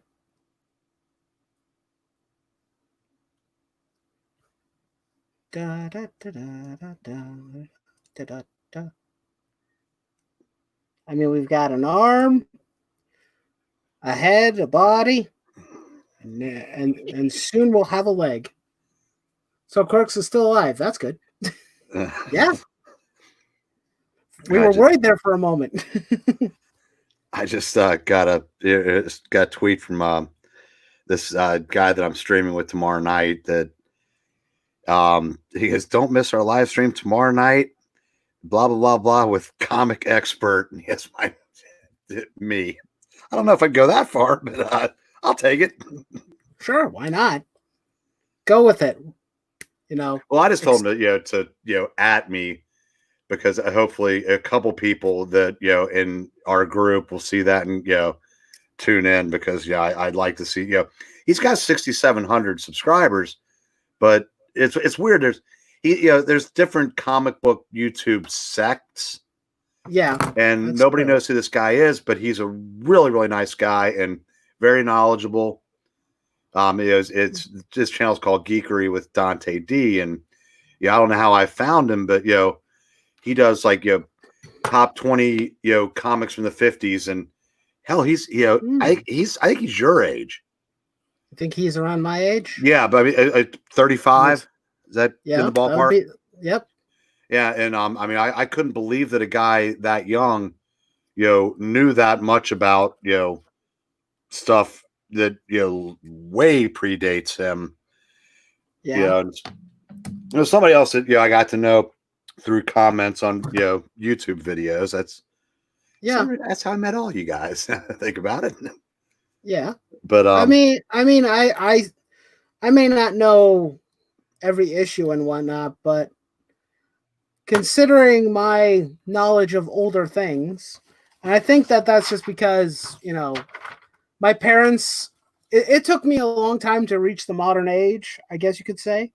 Kind of the whole. My parents were pretty old fashioned, so certain things like more modern music or certain TV and whatnot wasn't really the norm in the house. Like, we didn't have cable until several years later. So I grew up watching like Elvis Presley movies and John Wayne westerns. Nothing wrong with that. No, nothing wrong with that.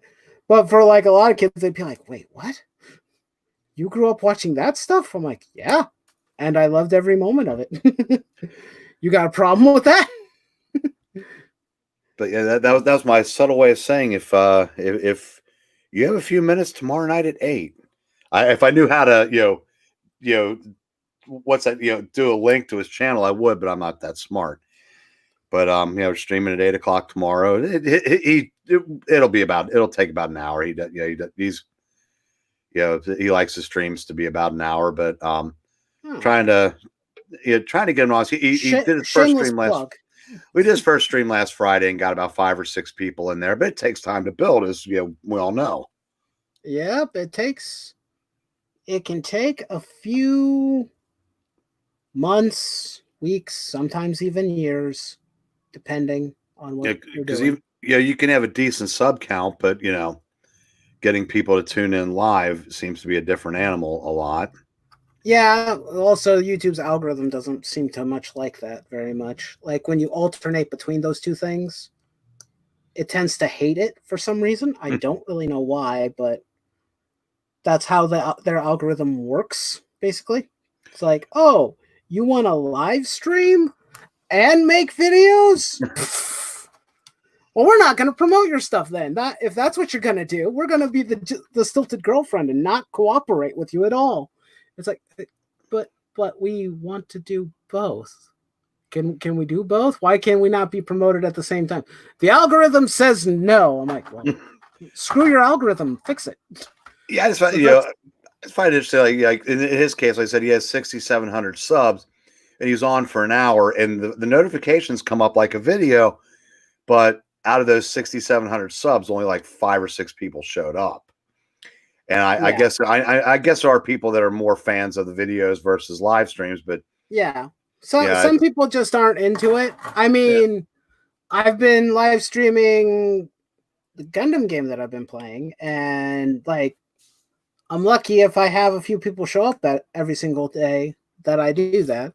Some people don't show up. Some people don't like it. Some people do like it.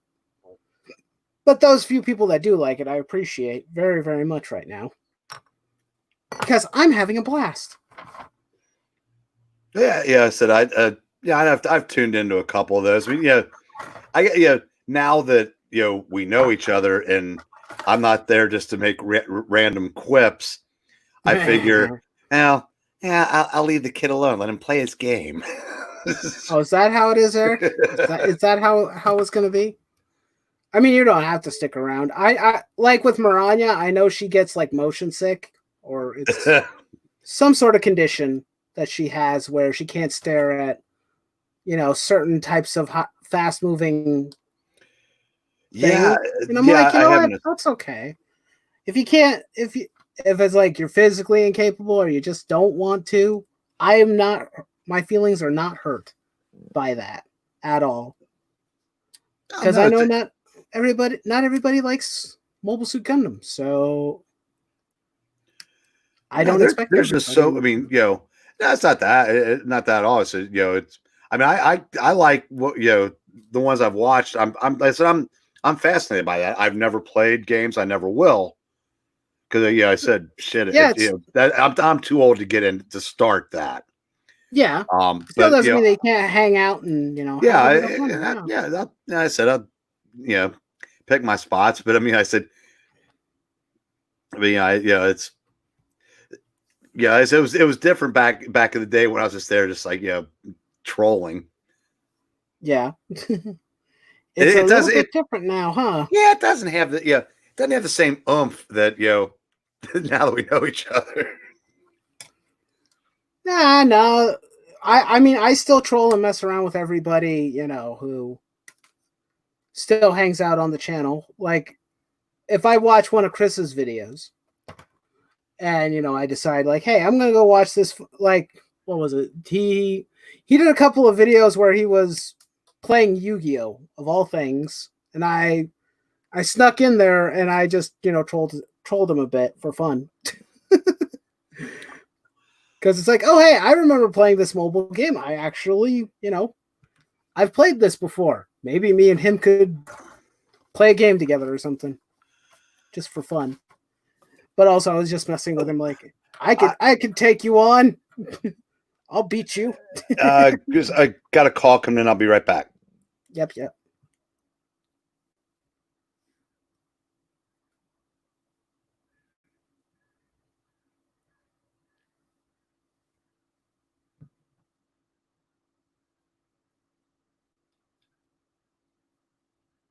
What the?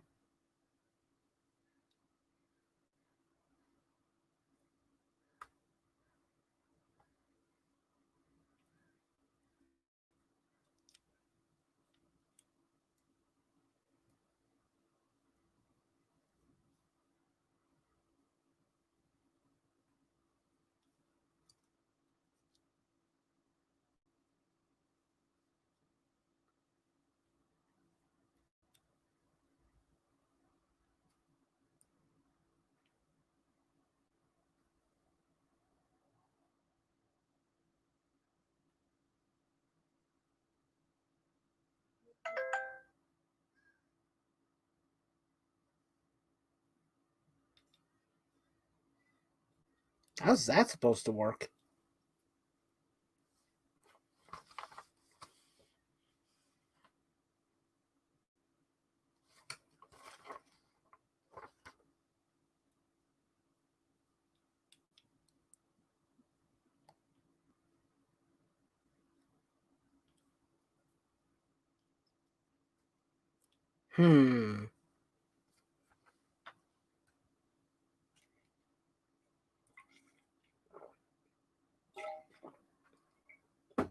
I really wish the heat would go away.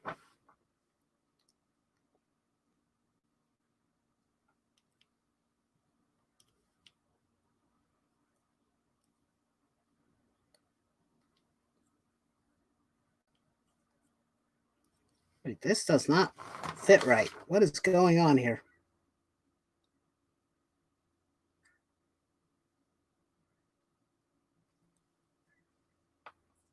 I'm having problems with this leg piece.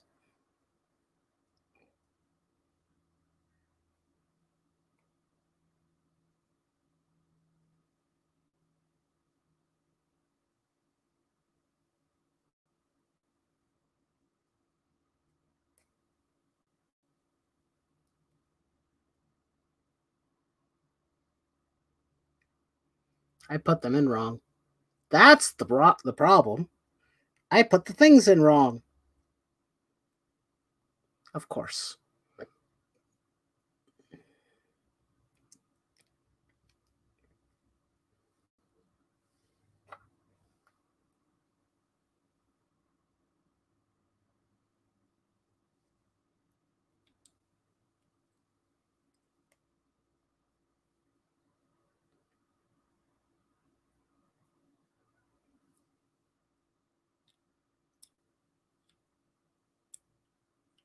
Wait, what?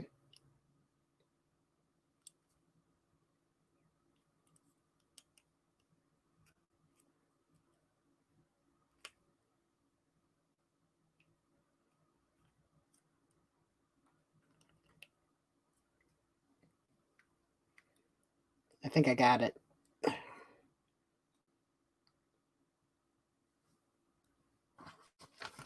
I think I have it.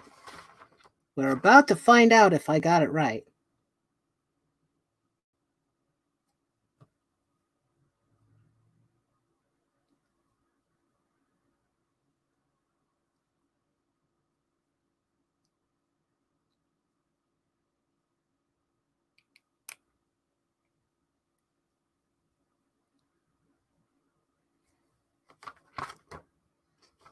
This right leg.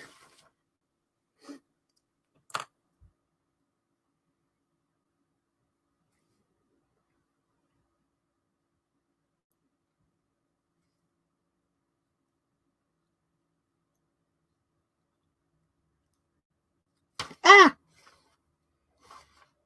Like lining up body parts.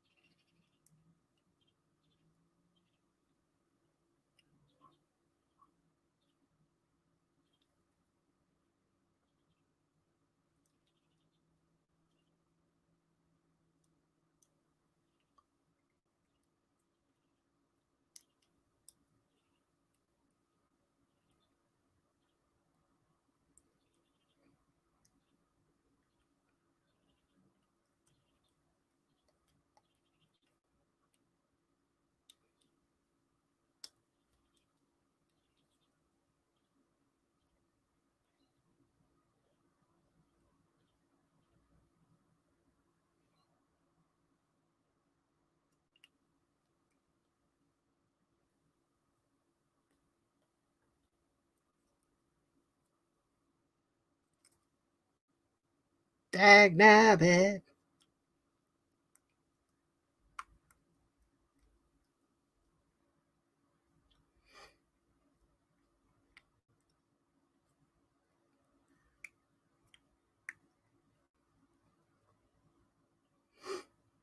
This is a weird mechanic that they got going on here.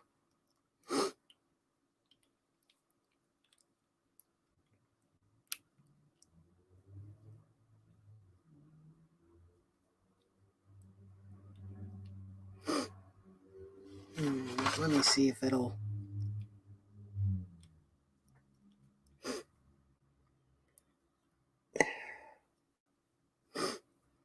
Ah, man.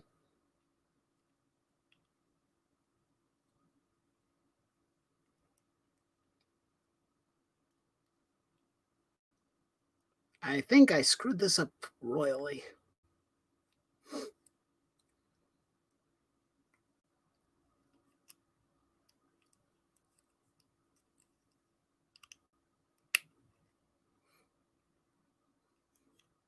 Yeah, these two pieces just will not fit together. I need to blow my nose. Pardon me.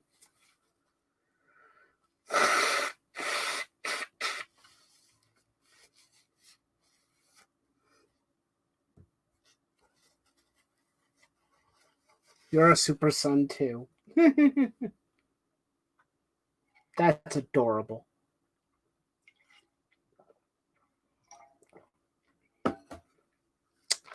Oh, man.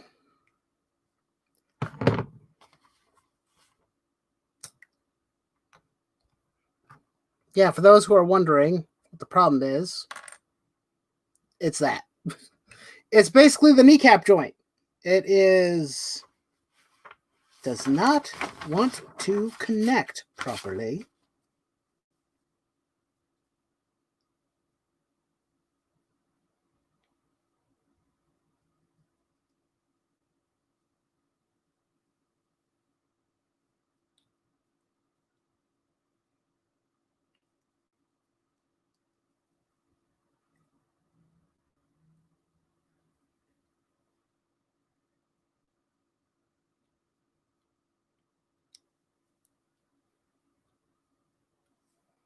This is going to become a hassle and a pain in my neck. Okay, there we go. I think we got it now. Hopefully this is correct. It's the right leg. Okay, it is correct. Okay, then.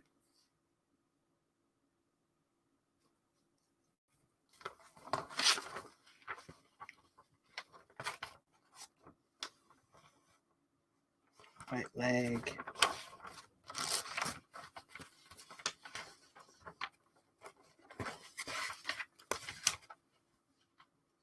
Looking forward to the next Fire Force episode. I actually need to watch that episode, actually.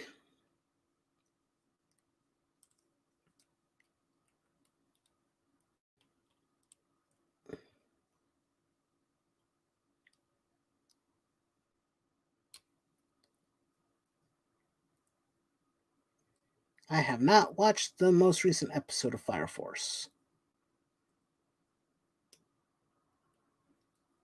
Yeah, season 1 was good.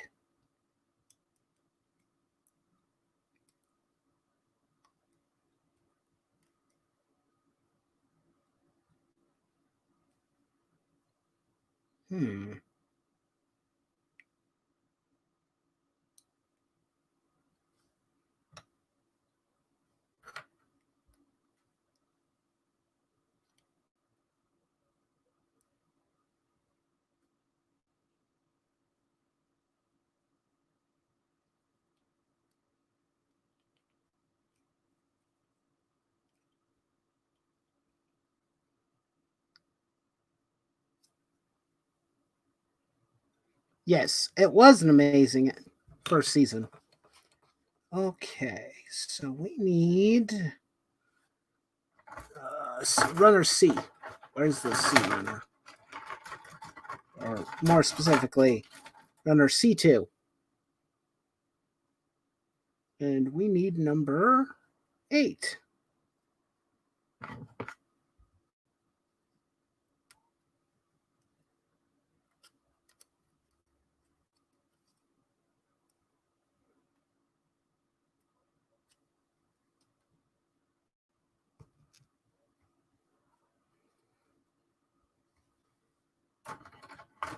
Okay, and now we need D1.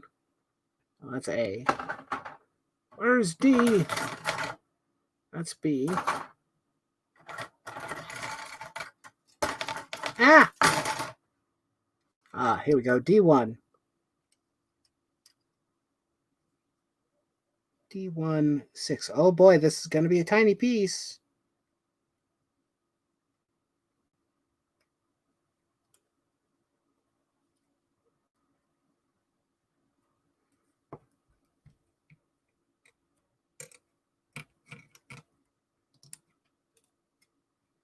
Okay, now we have this little piece.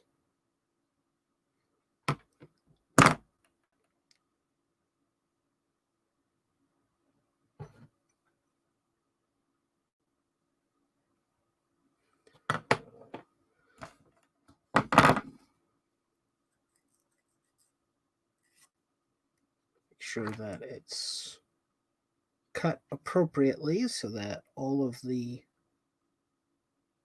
so it will fit into the crevice like so. And now we need to put this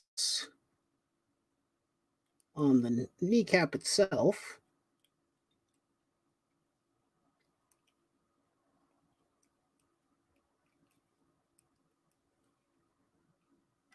like that.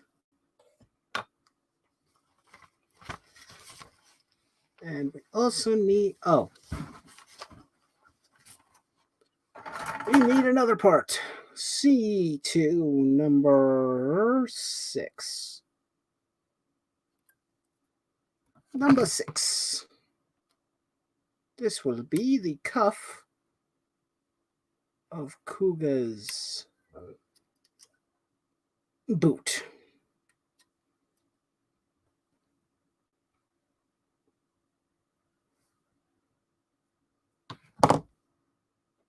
I'm not going to bother with stickers because I don't want to.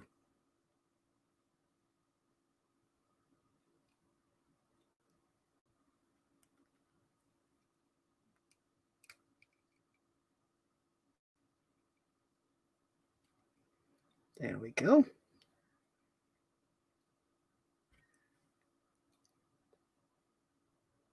Wait, what?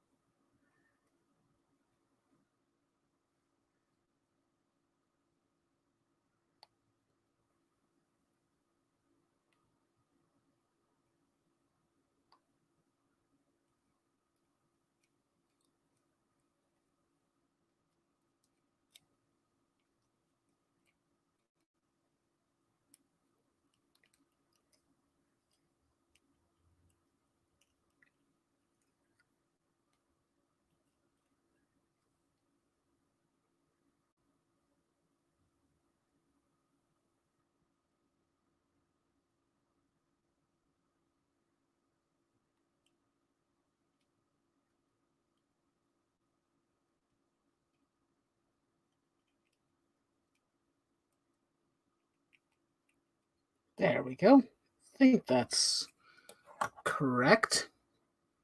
People can't really see it, but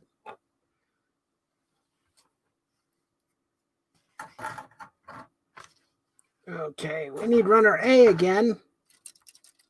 A. Because we're going to build some shoes.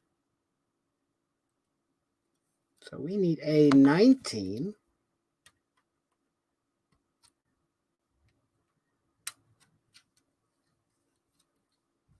So how are you guys doing in the chat? It's been pretty much the same two individuals who I greatly appreciate coming by.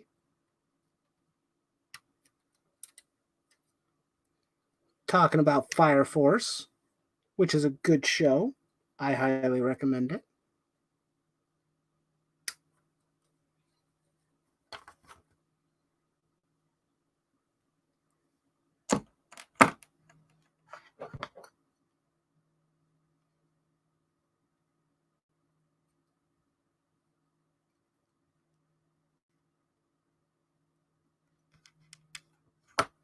Hopefully the assembly of this guy will work. I certainly hope it will anyway.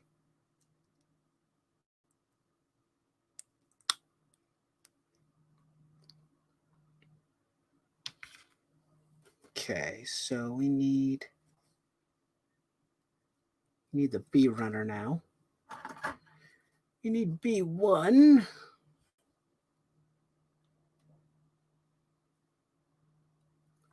B1 and B2 actually.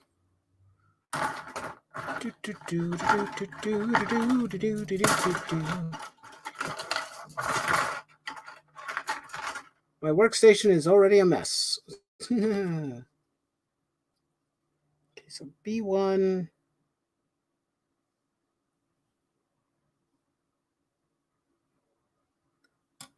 $14. Oh, there it is. It's a nice little component that'll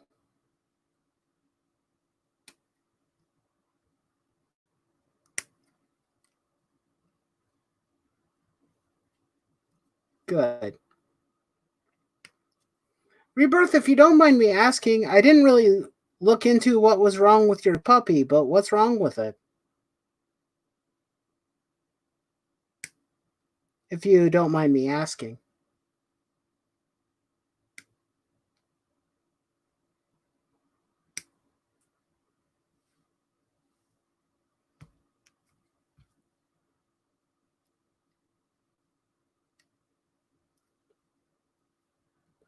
Oh, the Fire Force opening theme song is on your playlist. As it should, because it's a damn good song.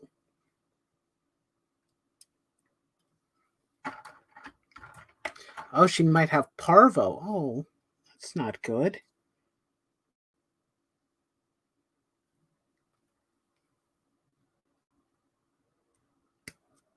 I'm sorry to hear that. It's not something that's easy for... if I remember correctly, that's a pretty common thing for puppies and kittens to get. You know, if they're not vaccinated soon enough, or if they're in a certain type of situation where, I think, like if they're like in a shelter, or if they are in like one of those like kennel type places where it spreads quickly and all the dogs and animals can get it. But I'm sorry to hear that.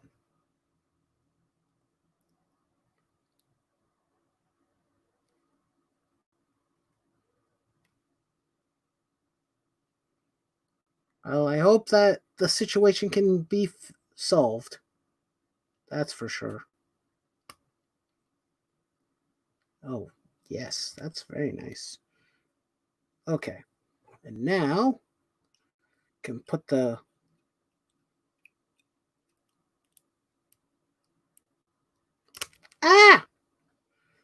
that's quite the little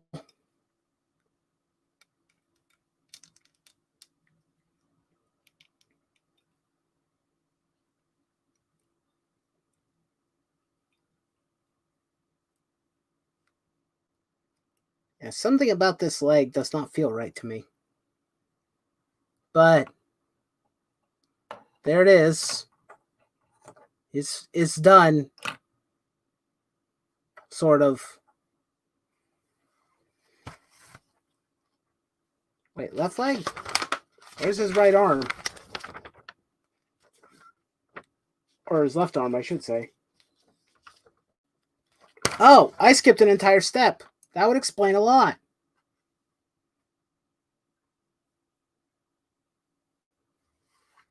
Haha, funny me.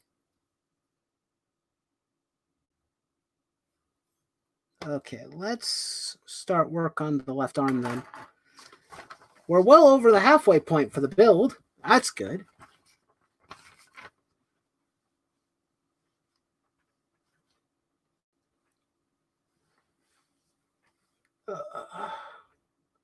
Kind of wish I had air conditioning in this room.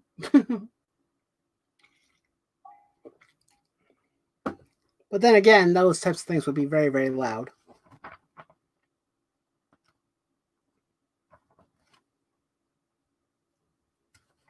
Okay, let's see. Left arm. Because we already built... Wait, this is supposed to...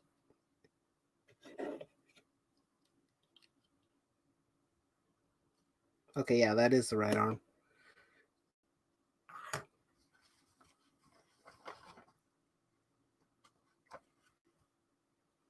Let's see. Left arm, what we need now.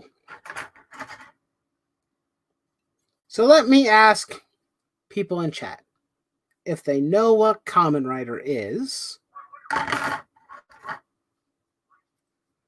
or not. Some people do, some people don't.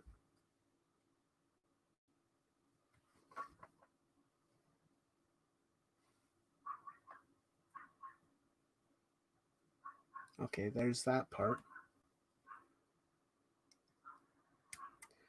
You know, I mentioned this to a couple of my friends like Nerd Wonder and Shinobi, that I'd like to do more streams like this where, you know, where I'm working on a project and other people can be working on a project and we can kind of alternate and show off what we're doing and have a good time.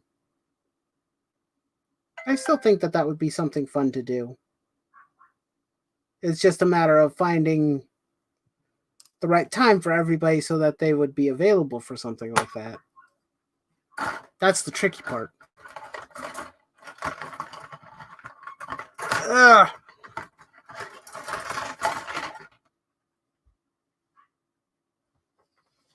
Heard of them, never watched. That's okay. That is the case with most people. Most people have heard of Kamen Rider, but they know, nothing about the characters. Well, let's see. C1. Are we done with C1? We are. C1. This entire runner is now empty. That can be tossed aside now. We don't need it anymore.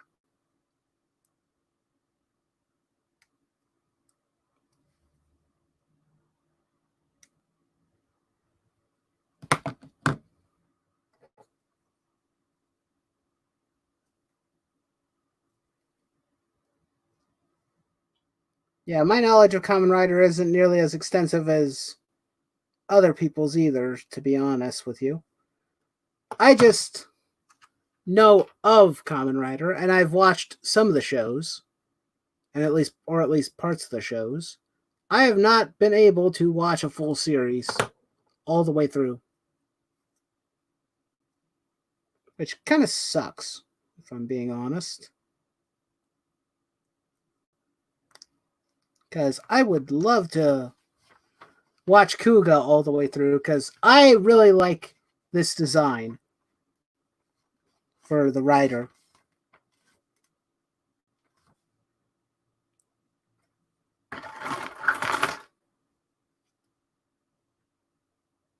We need B2.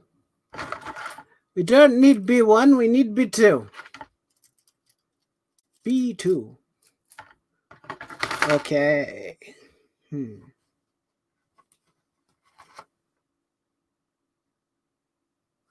me see. I mean, probably more people on my channel know more about Gundam and Gundam model kits than they do Kamen Rider.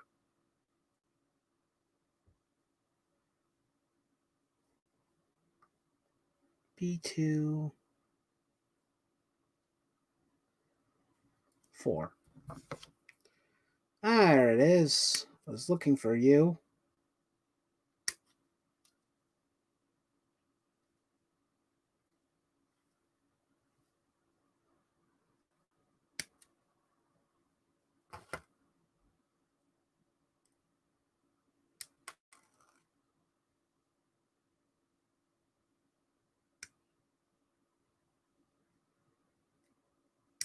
And a silence falls on the crowd. It's just not the same without Eric. Is it?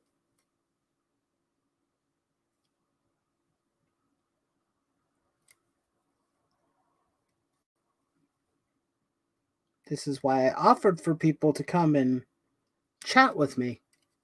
Because building process can be a little slow. And it can be a little lonely. I mean, if you're doing it by yourself, you could always like maybe play some music in the background or maybe have something else going on while you build. I can't do that on YouTube because, I would be, like content ID'd to hell.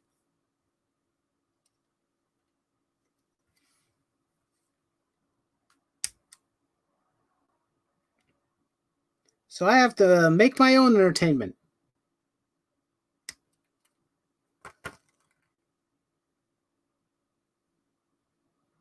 I will say also another thing. Kuuga has a great opening soundtrack. Or a great opening song. I especially like the parts, no fear, no pain.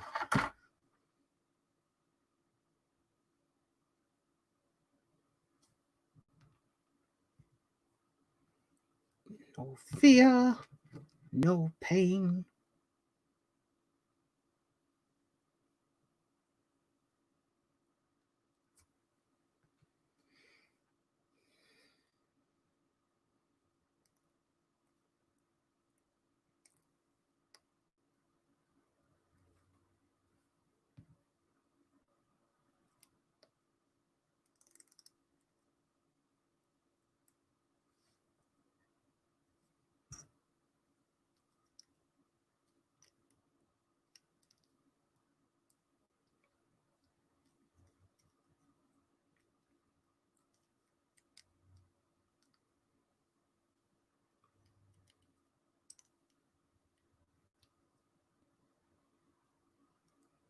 Okay, come on.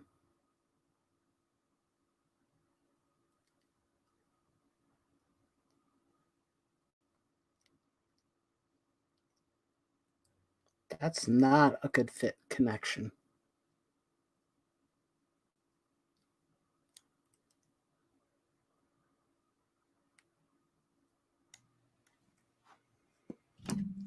Hi, honey. I'm home.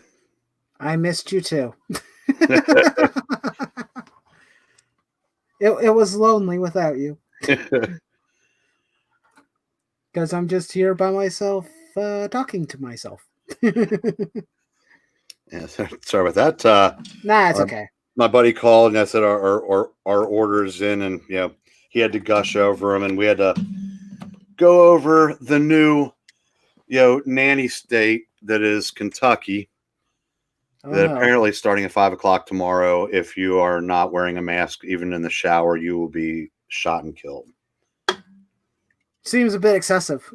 It kind of does. I don't. I said so. At 4 o'clock, you're okay, but at 5, starting at 5 o'clock, I guess if you're not wearing your mask, double secret probation. What are you going to do to enforce such a rule? They said they're going to dispatch healthcare professionals to enforce it. Kind of like the new police forces in Minneapolis and Seattle. Yeah, I'm sure the health professionals will get right on that. It's amazing. Like I said, the cases are up. The illness rate is way, way down. The death rate is way, way down. And there are more restrictions being put on us now than there was when this was far more serious than it is now. Yeah. I agree with you. Okay, now you're in Oregon, correct? Yep. I'm an Oregonian boy. I said, about 2 weeks from now, look out your window and wave to my brother and his family because they'll be rolling through. Well, I don't live near the main road, so I probably won't see him, unfortunately. Yeah, I'd be happy to wave to him and say hello, but I told him hospitality. I said if they get out of their car, I told him just to send his son out because he speaks Antifa because he went to college as a Republican and now he's a lefty activist. Oh boy. Yeah. Boy, oh boy, oh boy. His sister goes to Louisville too, and she's more conservative than me. That's a bit of a surprise, huh? I'm not, I am a conservative, but I'm not, like I said, I know plenty of people that are far more conservative than me.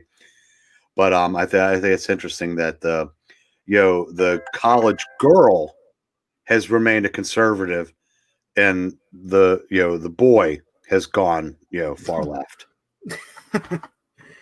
It happens, I guess. I wouldn't know. I decided not to go to college. The closest college to me is a community college. Well, I went. Have you seen Animal House? Haven't you? Probably parts of it. Well, there's a line where John Belushi says, 7 years of college down the drain. I don't laugh at that anymore because it hits too close to home. Yeah. So I can understand that. Yeah, I wasted a lot of my dad's money Yeah. I'm sure a lot of A lot of kids probably wasted their parents' hard-earned cash to go to college and to get a crappier education, probably than when they left with one. Oh, Or with what they had. it wasn't anything like it is today when I was in college. Yeah. I mean, there was one in the first thing my sociology professor said was, before he even said his name, was, "I hate Ronald Reagan." Okay, Okay. this was 1980 or 81. Yeah. But it wasn't all consuming. I guess he just felt he had to get that out there. I mean, yeah, but you could actually have your beliefs without being crucified by everybody else at the school, which is, I think, is a problem now. I said a lot of you get it from all sides. It's almost like you have two choices: you either go along to get along. Yeah, but I mean, you didn't have to hide, being a conservative in college when Right. although in those days, I don't know that I even cared one way or another what I was. I don't think most people would care, especially not back then. No, because it wasn't an all-consuming passion. I mean, like I said, when I was in high school, yeah, I knew Carter was president, and I knew that we had gas, gas lines, and actually gas lines were more in the mid '70s. But I know the economy went to crap. But I mean, I wasn't politically active, and it wasn't stressed like it is now. Yeah, I mean, it's like you have to. Yeah. And that is why I will continue to maintain my neutrality. Well, and that's also why, there's so much, they say everybody's got to go to college.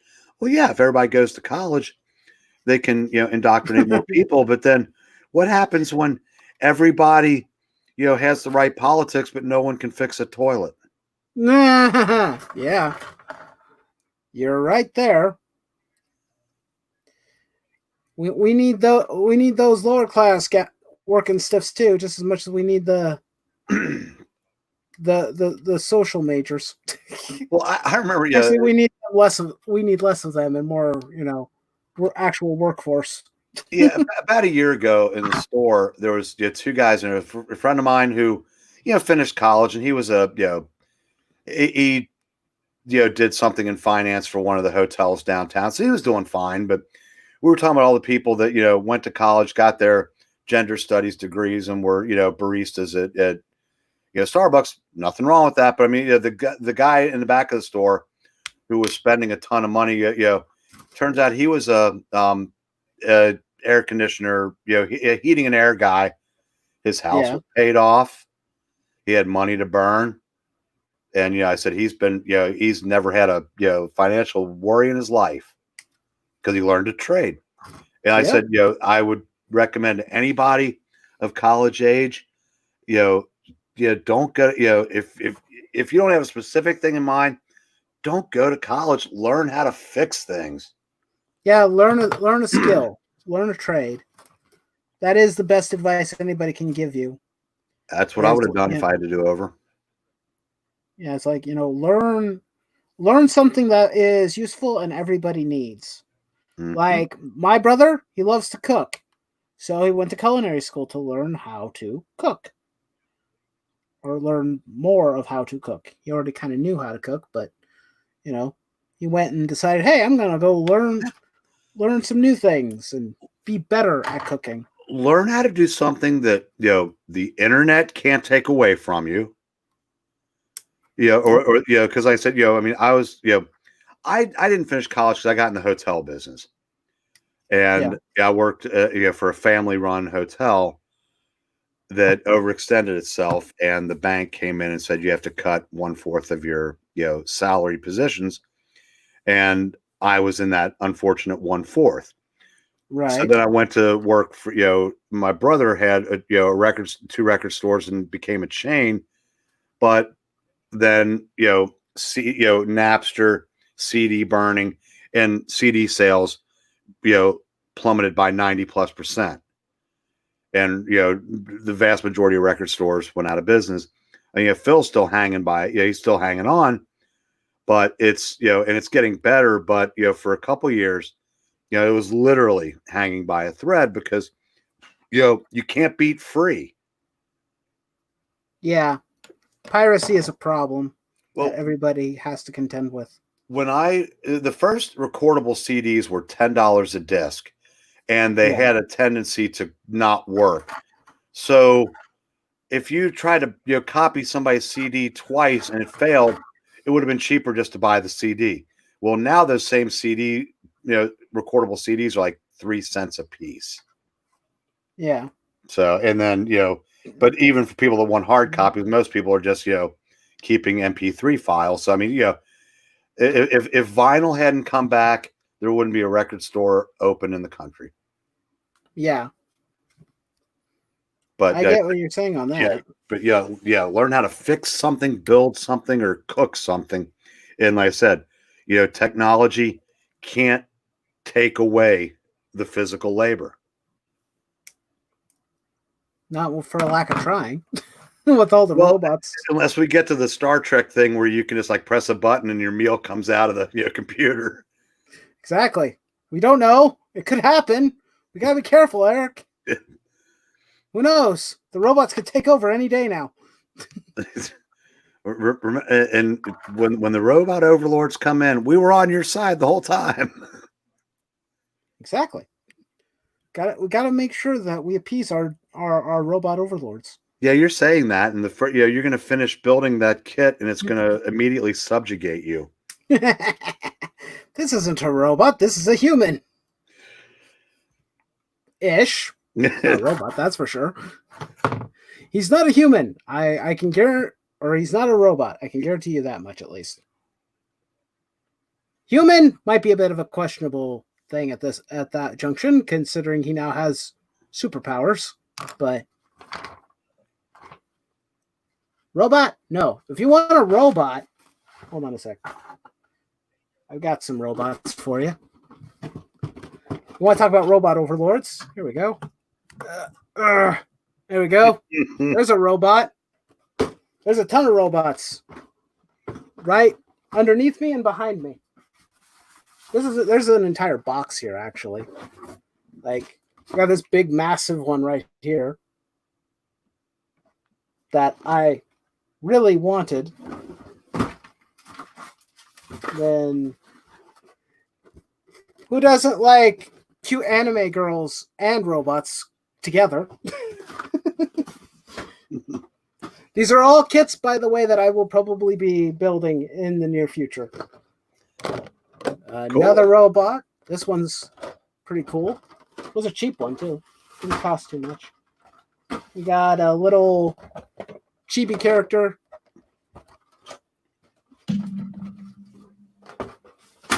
Oh, yeah. There's one more.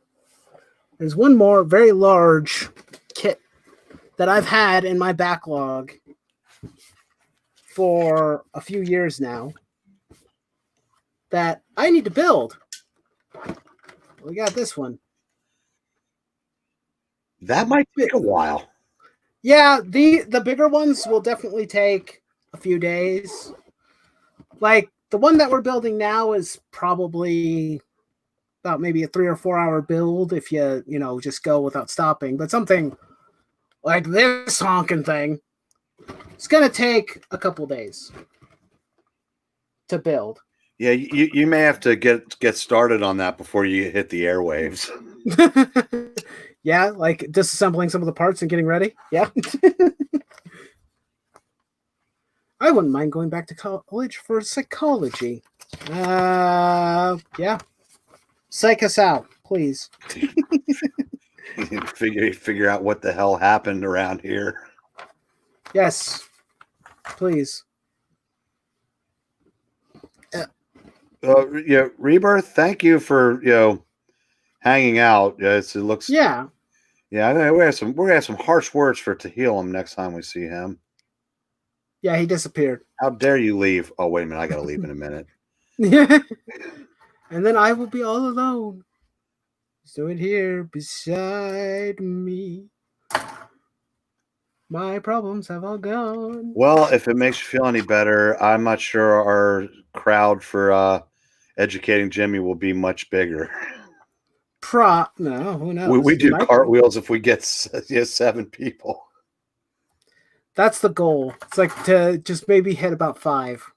Nice little sweet spot where there's a bunch of people who are active. It would be nice. Yeah, but you know, wrong. you know, I know about the only way you can really do it is, you know, or have you ever thought about?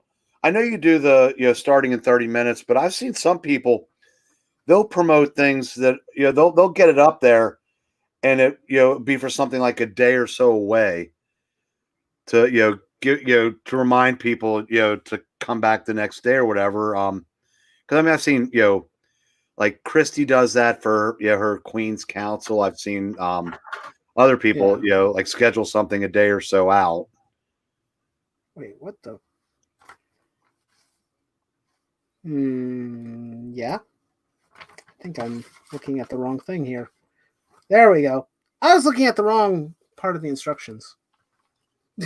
I'm like, where's the left leg? I need the left leg.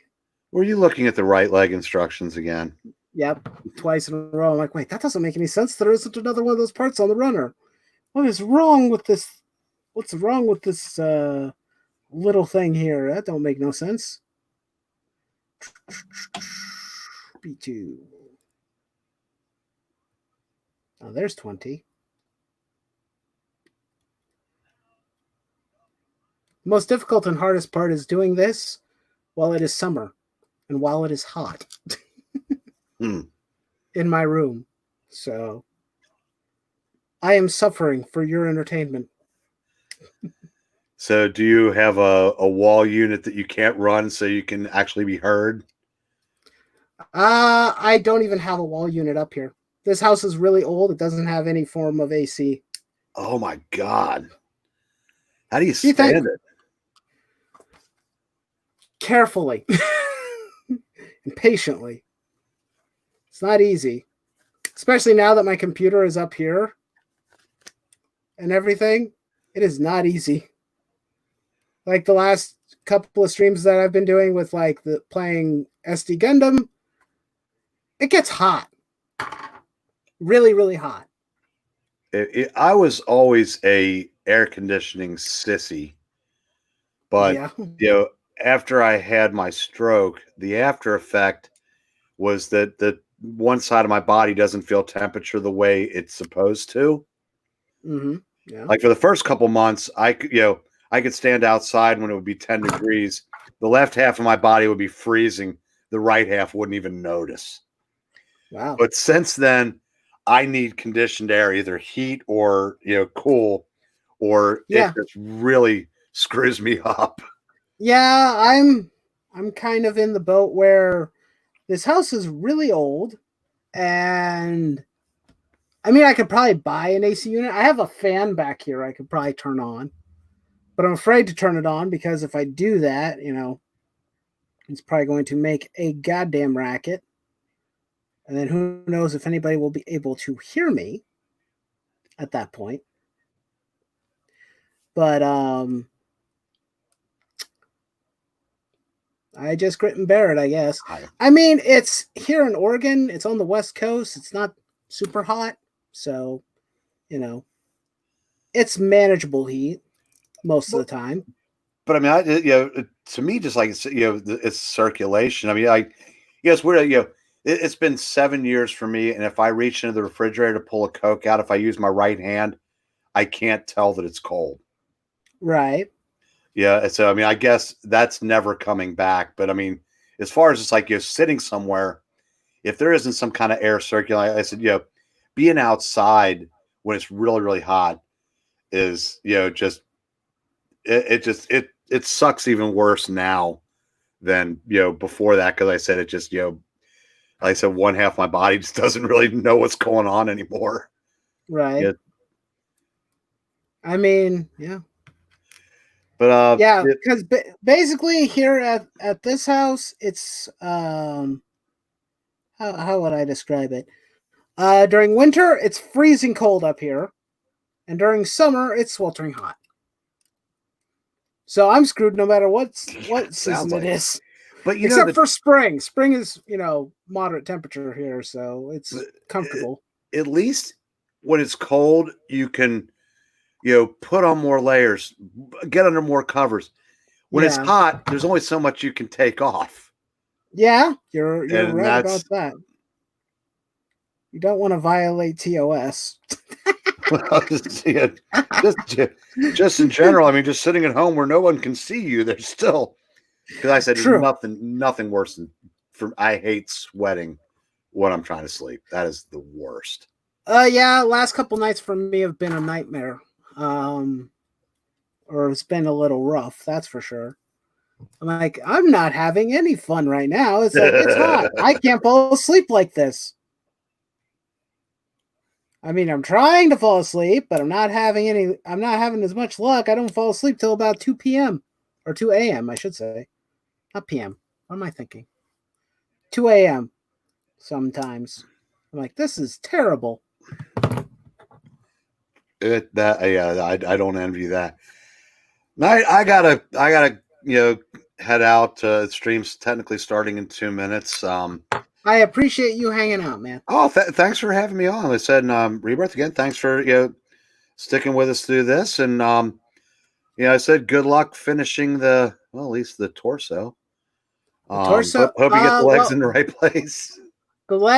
The arms are finished. One leg is done. The head is done. The torso is done. All that's left is the midsection and the leg. We're almost there.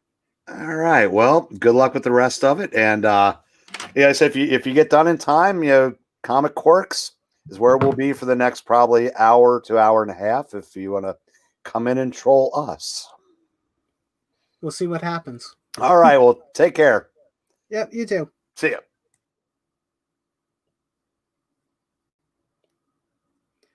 Okay, so now that we have officially lost Eric, now I can talk shit about him behind his back. I'm kidding. I'm not going to do that. I am not that vindictive.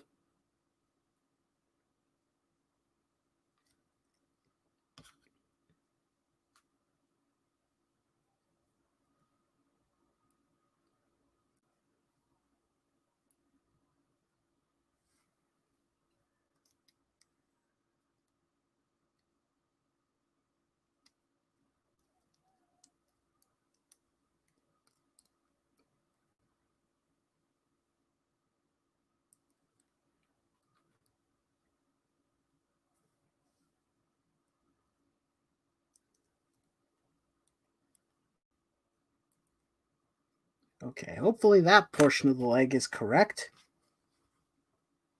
I hope. He says, hope through all hope.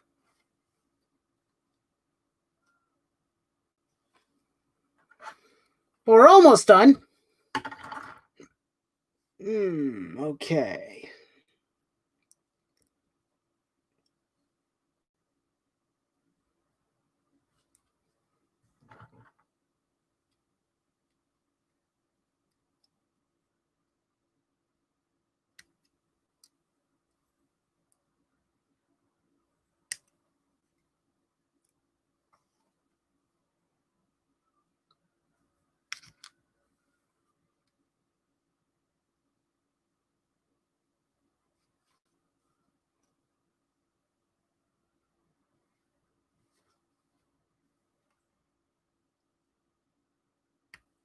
I might go quiet a bit because I don't have anybody to talk to at the moment.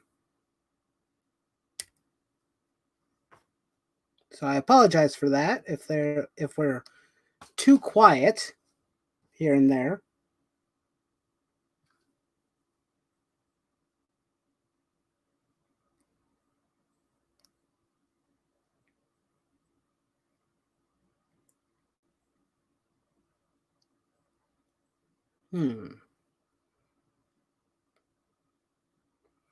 The true moment we've been waiting for. What, when Eric left? Where we can now talk trash about him?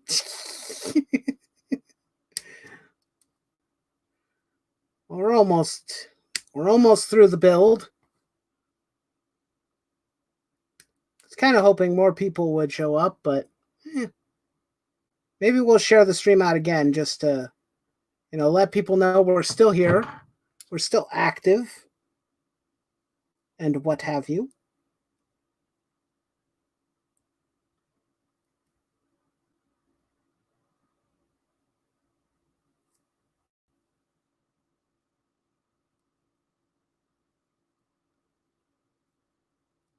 I think I did that wrong again.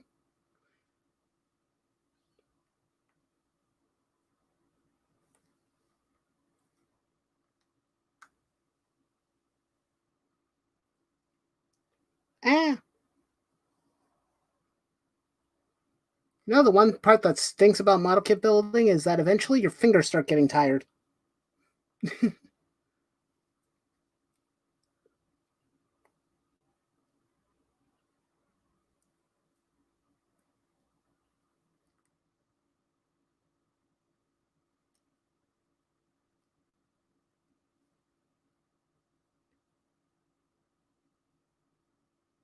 No, that's not right.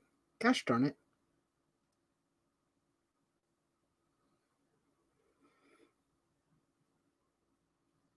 And it's funny, I opened my window in the hopes that it would help with the heat.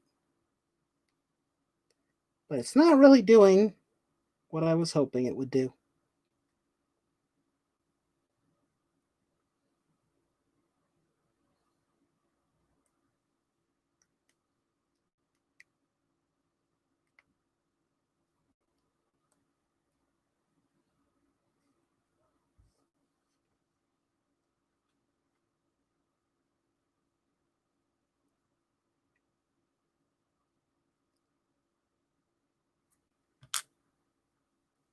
Okay, we need the big piece now.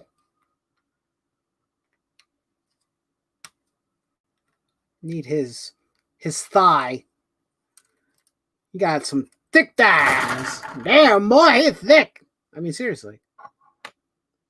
This is the This is the thigh piece. Pretty thick thigh right there. Full of muscle.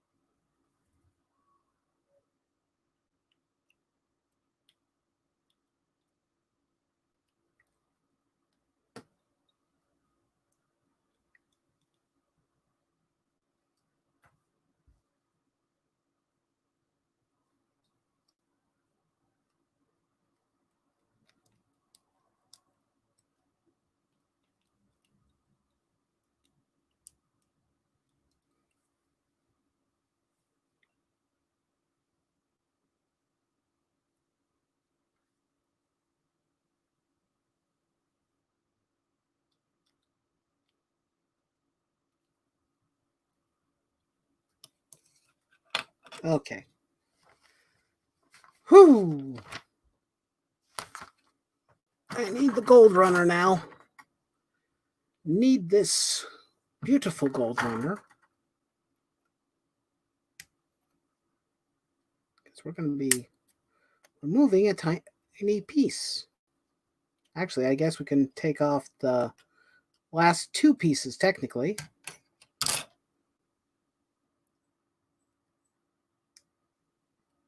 There we go. There's that piece.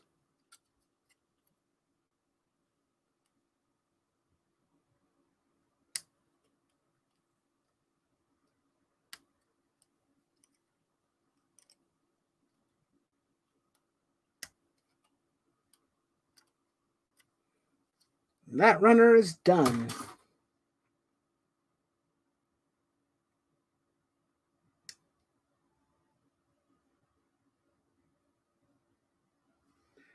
Okay, and now, where is D?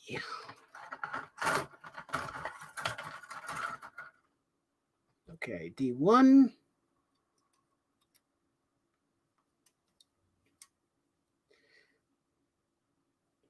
If anybody has any questions about anything, feel free to ask them.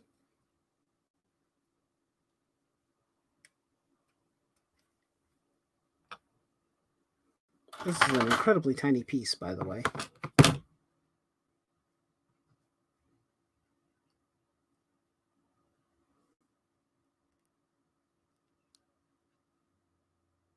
Oh, oops, that's the wrong spot.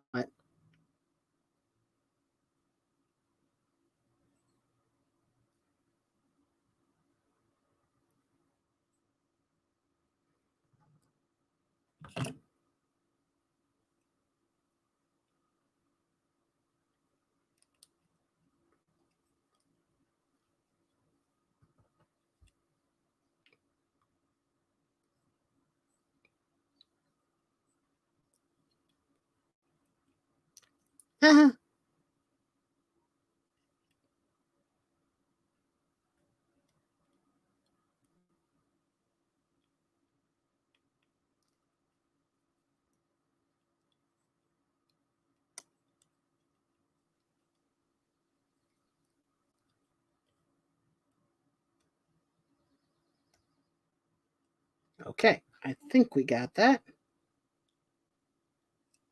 Ah, no, it didn't connect. Shoot.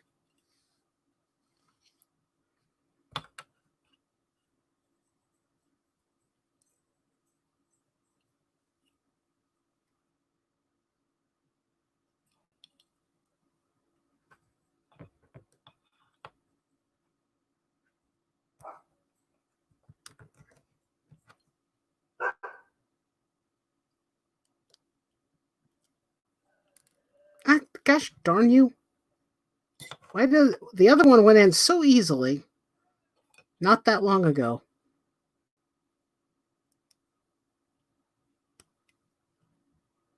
This one does not really want to stay in. There we go. Now we got it. Alrighty. And now we need to build the foot. The foot. Okay, the A section.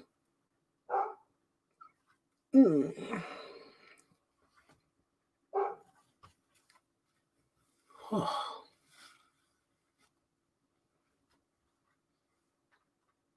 Get a bit of water.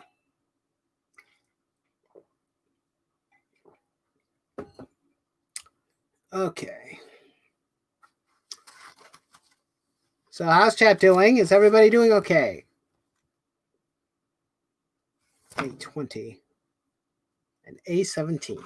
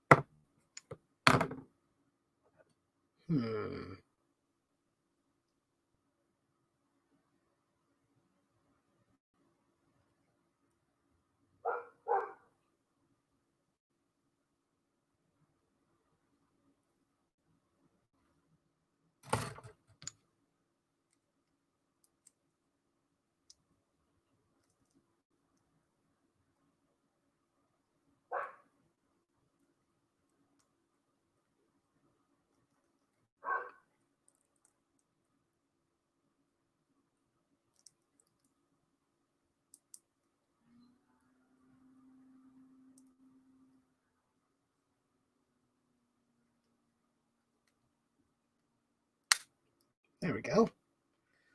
Part 1 of the foot is assembled. Now we need to do part 2.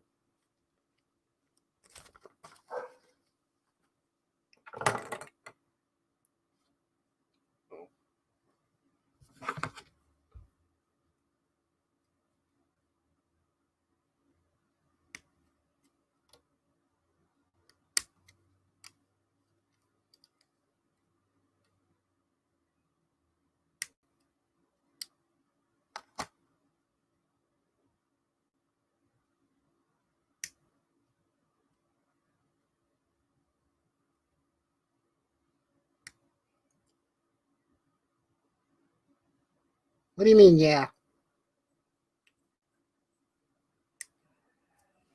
What do you mean, yeah, Rebirth?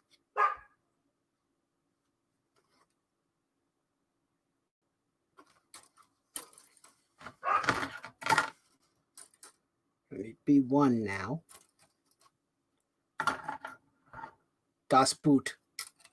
Gonna be Das Booting it up.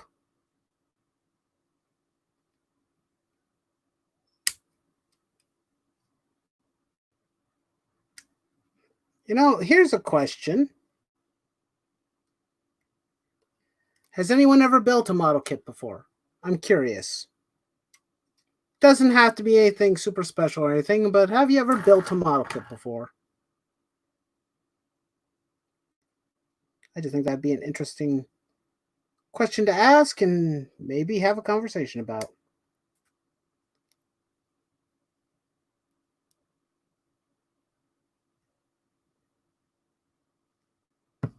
Have you built a Gundam model kit? Have you built any type of model kit at all? A car, a boat? Let me know. I'm genuinely curious to know if anybody else has built model kits before.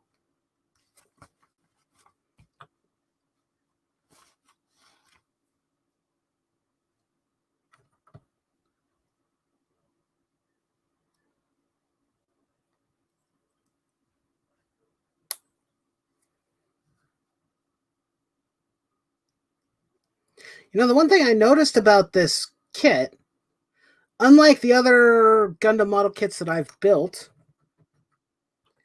which normally have like these nice, like soft rubber poly caps, this one does not have those. All of the parts for this kit are like all the joints and whatnot are with the same components that you already have, which I find interesting. Not necessarily a bad thing, but I do find it interesting. Okay, so what's next? We're not quite done yet, but all the legs have been built. All that is left, or that should be left, for the bulk of the build is the waist.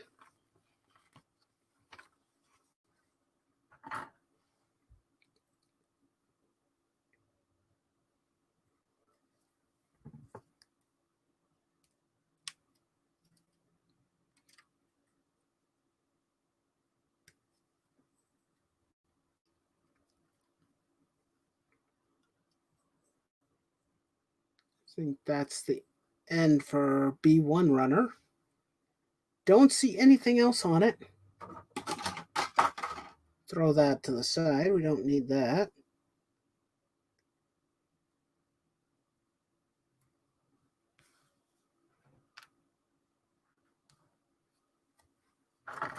Okay.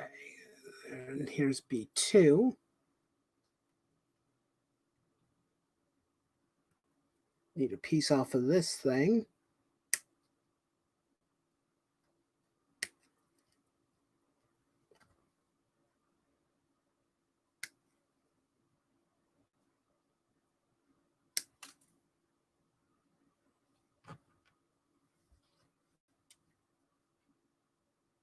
And that's it for B2. Now all we're going to do is the A runner. The A runner has most of the remaining parts. A12.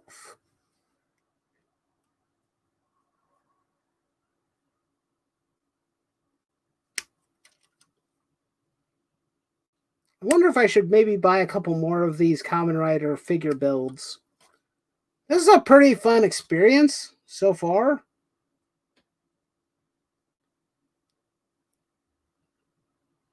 I'm going to have to look at the line and see what's available, obviously.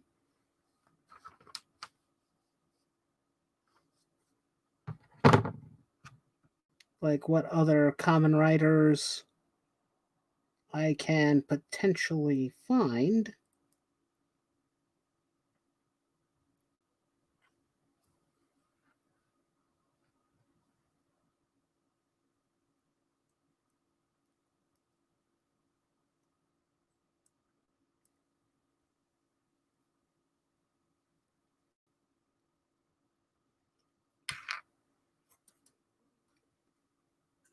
A8 and A23.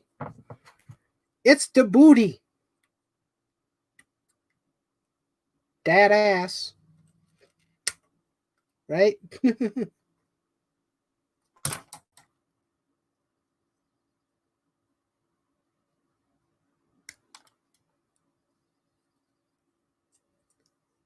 All right, there's that part.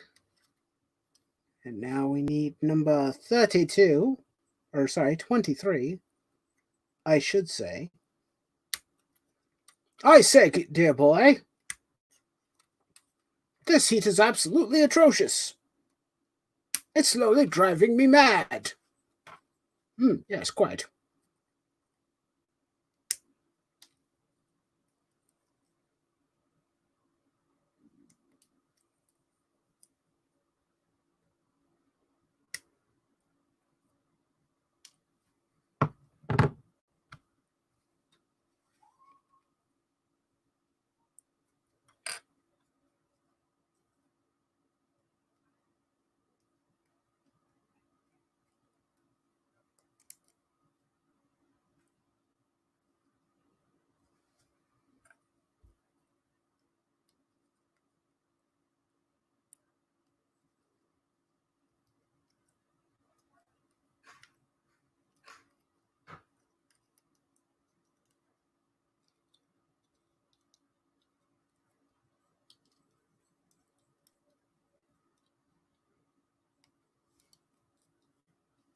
Okay. Now that's done. Now all that's left is the belt.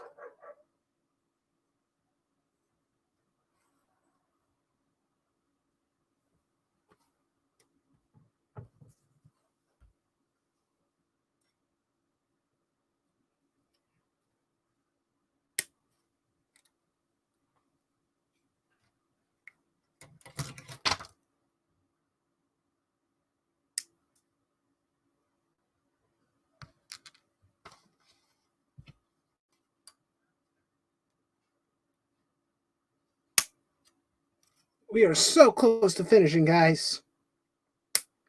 We are reaching the apex. This has been fun. Hopefully next time we'll have more people to share in the joy of building, or just, just hanging out and making things.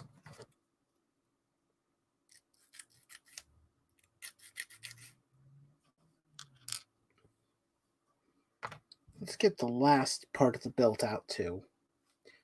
Or the last two parts of the built, I should say, out.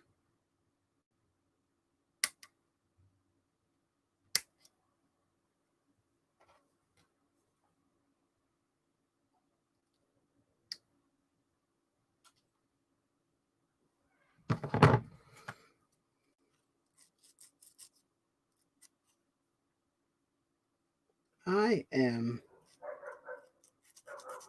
just really enjoying this.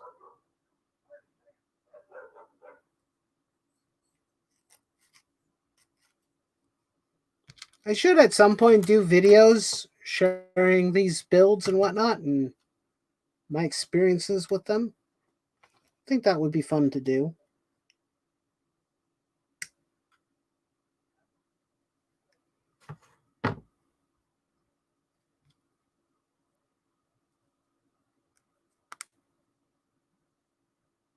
Okay, that's done.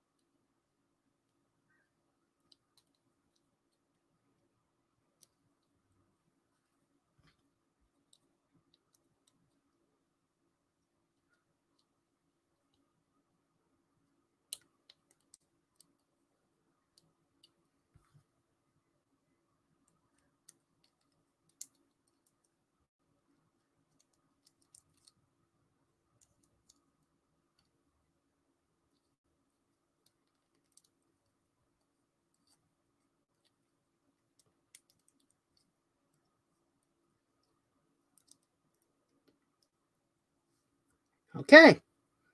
And now the torso is done. We have some extra parts and components, but the main goal right now is to assemble Kuuga. And hope we don't break anything. There we go. Let's put his hips and whatnot, and everybody can look at that ass. Okay, now for the arms. Have I mentioned how much I love this design? Because I'm pretty sure I have. I absolutely adore this Kamen Rider design. Okay, that's in properly.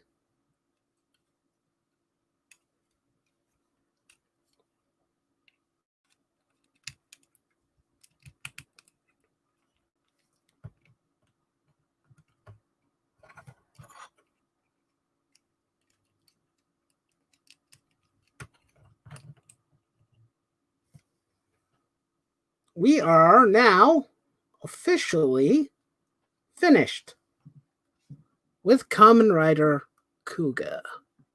Let's kind of get a good angle here. And there we go. He's finished for the most part. There's a few extra components, obviously. There's some extra pieces like all his other hands. There's a cool effect part that's supposed to go on the bottom of his foot, actually. That's in a translucent red color. Let's take that off. I'm going to take that off right now, actually. Just so I can show it off.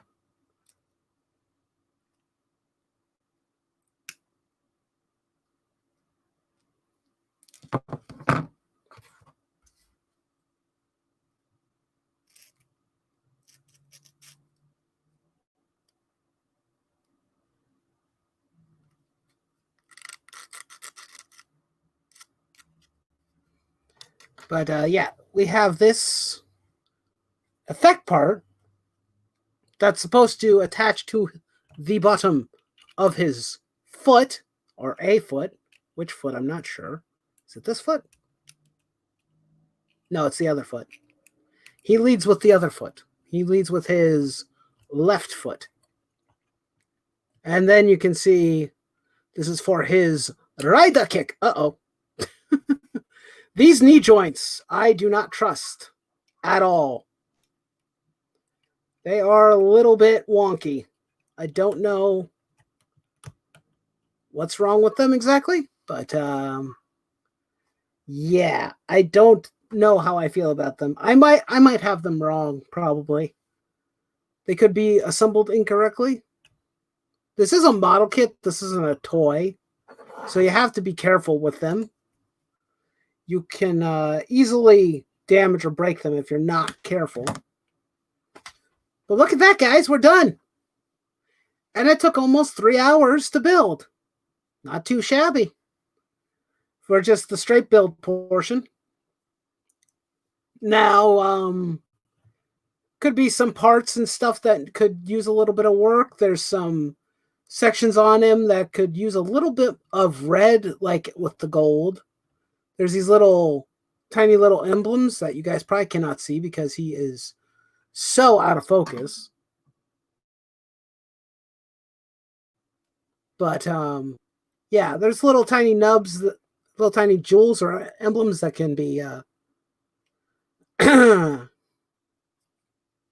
could use a little bit of red paint. But yeah, he looks pretty good.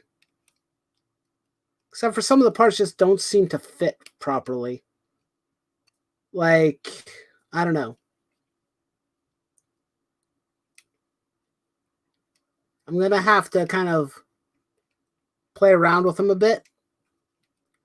But I think, like, in particularly the shoulders and the knees are a bit off.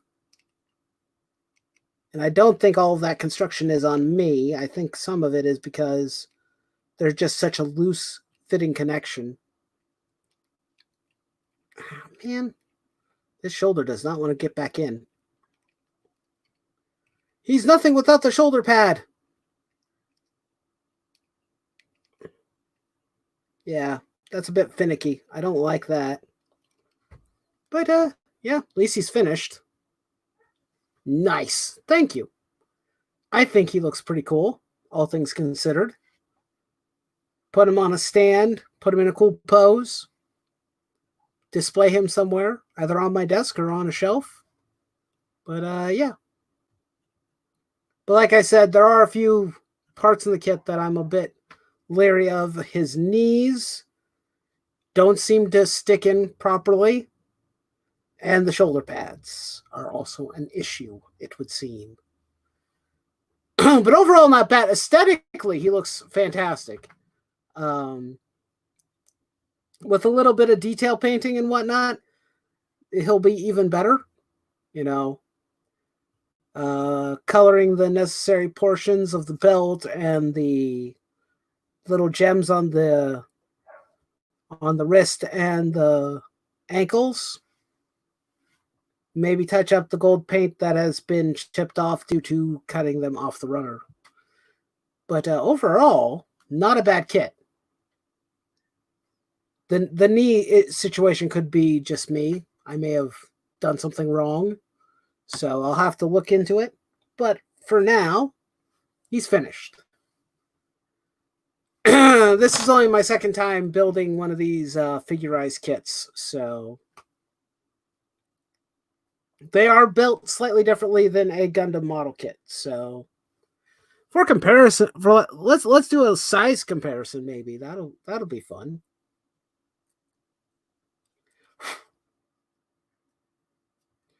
Because I've got a high grade RX-782 Gundam.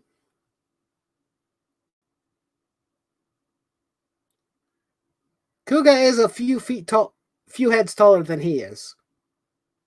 So I think, what was this? This kit was about $35. I think I bought it for $35. And he's a little bit taller than a high grade. About the same build construction of a high grade, though. But not bad. This is pretty damn solid. They look good together. Something that I don't know as much about, but that I absolutely love, which is Kamen Rider. And something I know quite a bit about that I love so very much, Gundam. Anyway, what the? We have...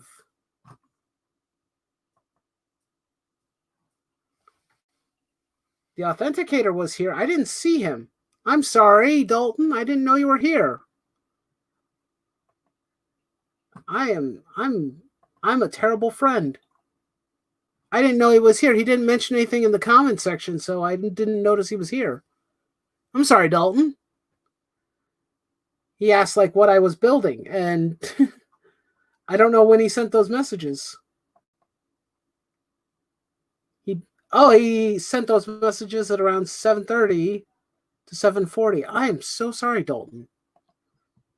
Let me check messages here.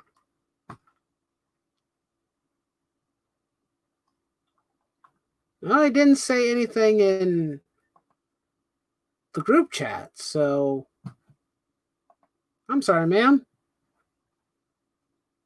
Didn't know you were in the private chat. My microphone right now is blocking where that would be normally. So I couldn't see you if you were here. I'm very sorry. But I'm padding this out a bit. If you have the ability to, please go and go to Rebirth's section down below. Sorry. I left the link down below to her GoFundMe for her puppy that is potentially struggling with parvo. If you guys want to go and support that, I would greatly appreciate that. I did so myself. And this was fun. We'll build again, probably very soon. Because I'd like to knock out this backlog, get it out of the way, and just, have fun. Maybe we'll do another one next week, but I don't know what I want to build. Maybe I'll ask you guys, Maybe we'll do a bigger kit. Maybe we'll do one of the smaller kits. I don't know, but we'll see. Anyway, thanks everybody for watching. I'm going to end this broadcast, and you can go and bother everybody else. Hope to see you guys in the next one. Take care now. Oh, Miranya's here. I like the red, black, and gold action figure. That looks sufficiently evil. Surprisingly, he's not evil at all. This guy right here is the hero. He's the good guy. Not the bad guy. This is the good guy. Actually, both of these are good guys.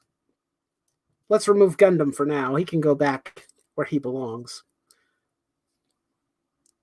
There you go. There you go, Grandpa Gundam. But no, this is Kamen Rider Kuuga. He is a Kamen Rider. Not a bad guy. He's a good guy. He fights ancient evil that came out of a tomb. Actually, his power came from that same thing. The belt that he is wearing is an ancient device that allows you to be a superpowered being to fight these creatures. But yeah, he's pretty cool. It's kind of interesting. They added those silver things for his helmet. They added those silver stickers, but looking at him, I don't think he needs them. He looks completely fine as it is. I mean, unless there's something I'm missing, like from an actual image of the kit. No, it doesn't look that different.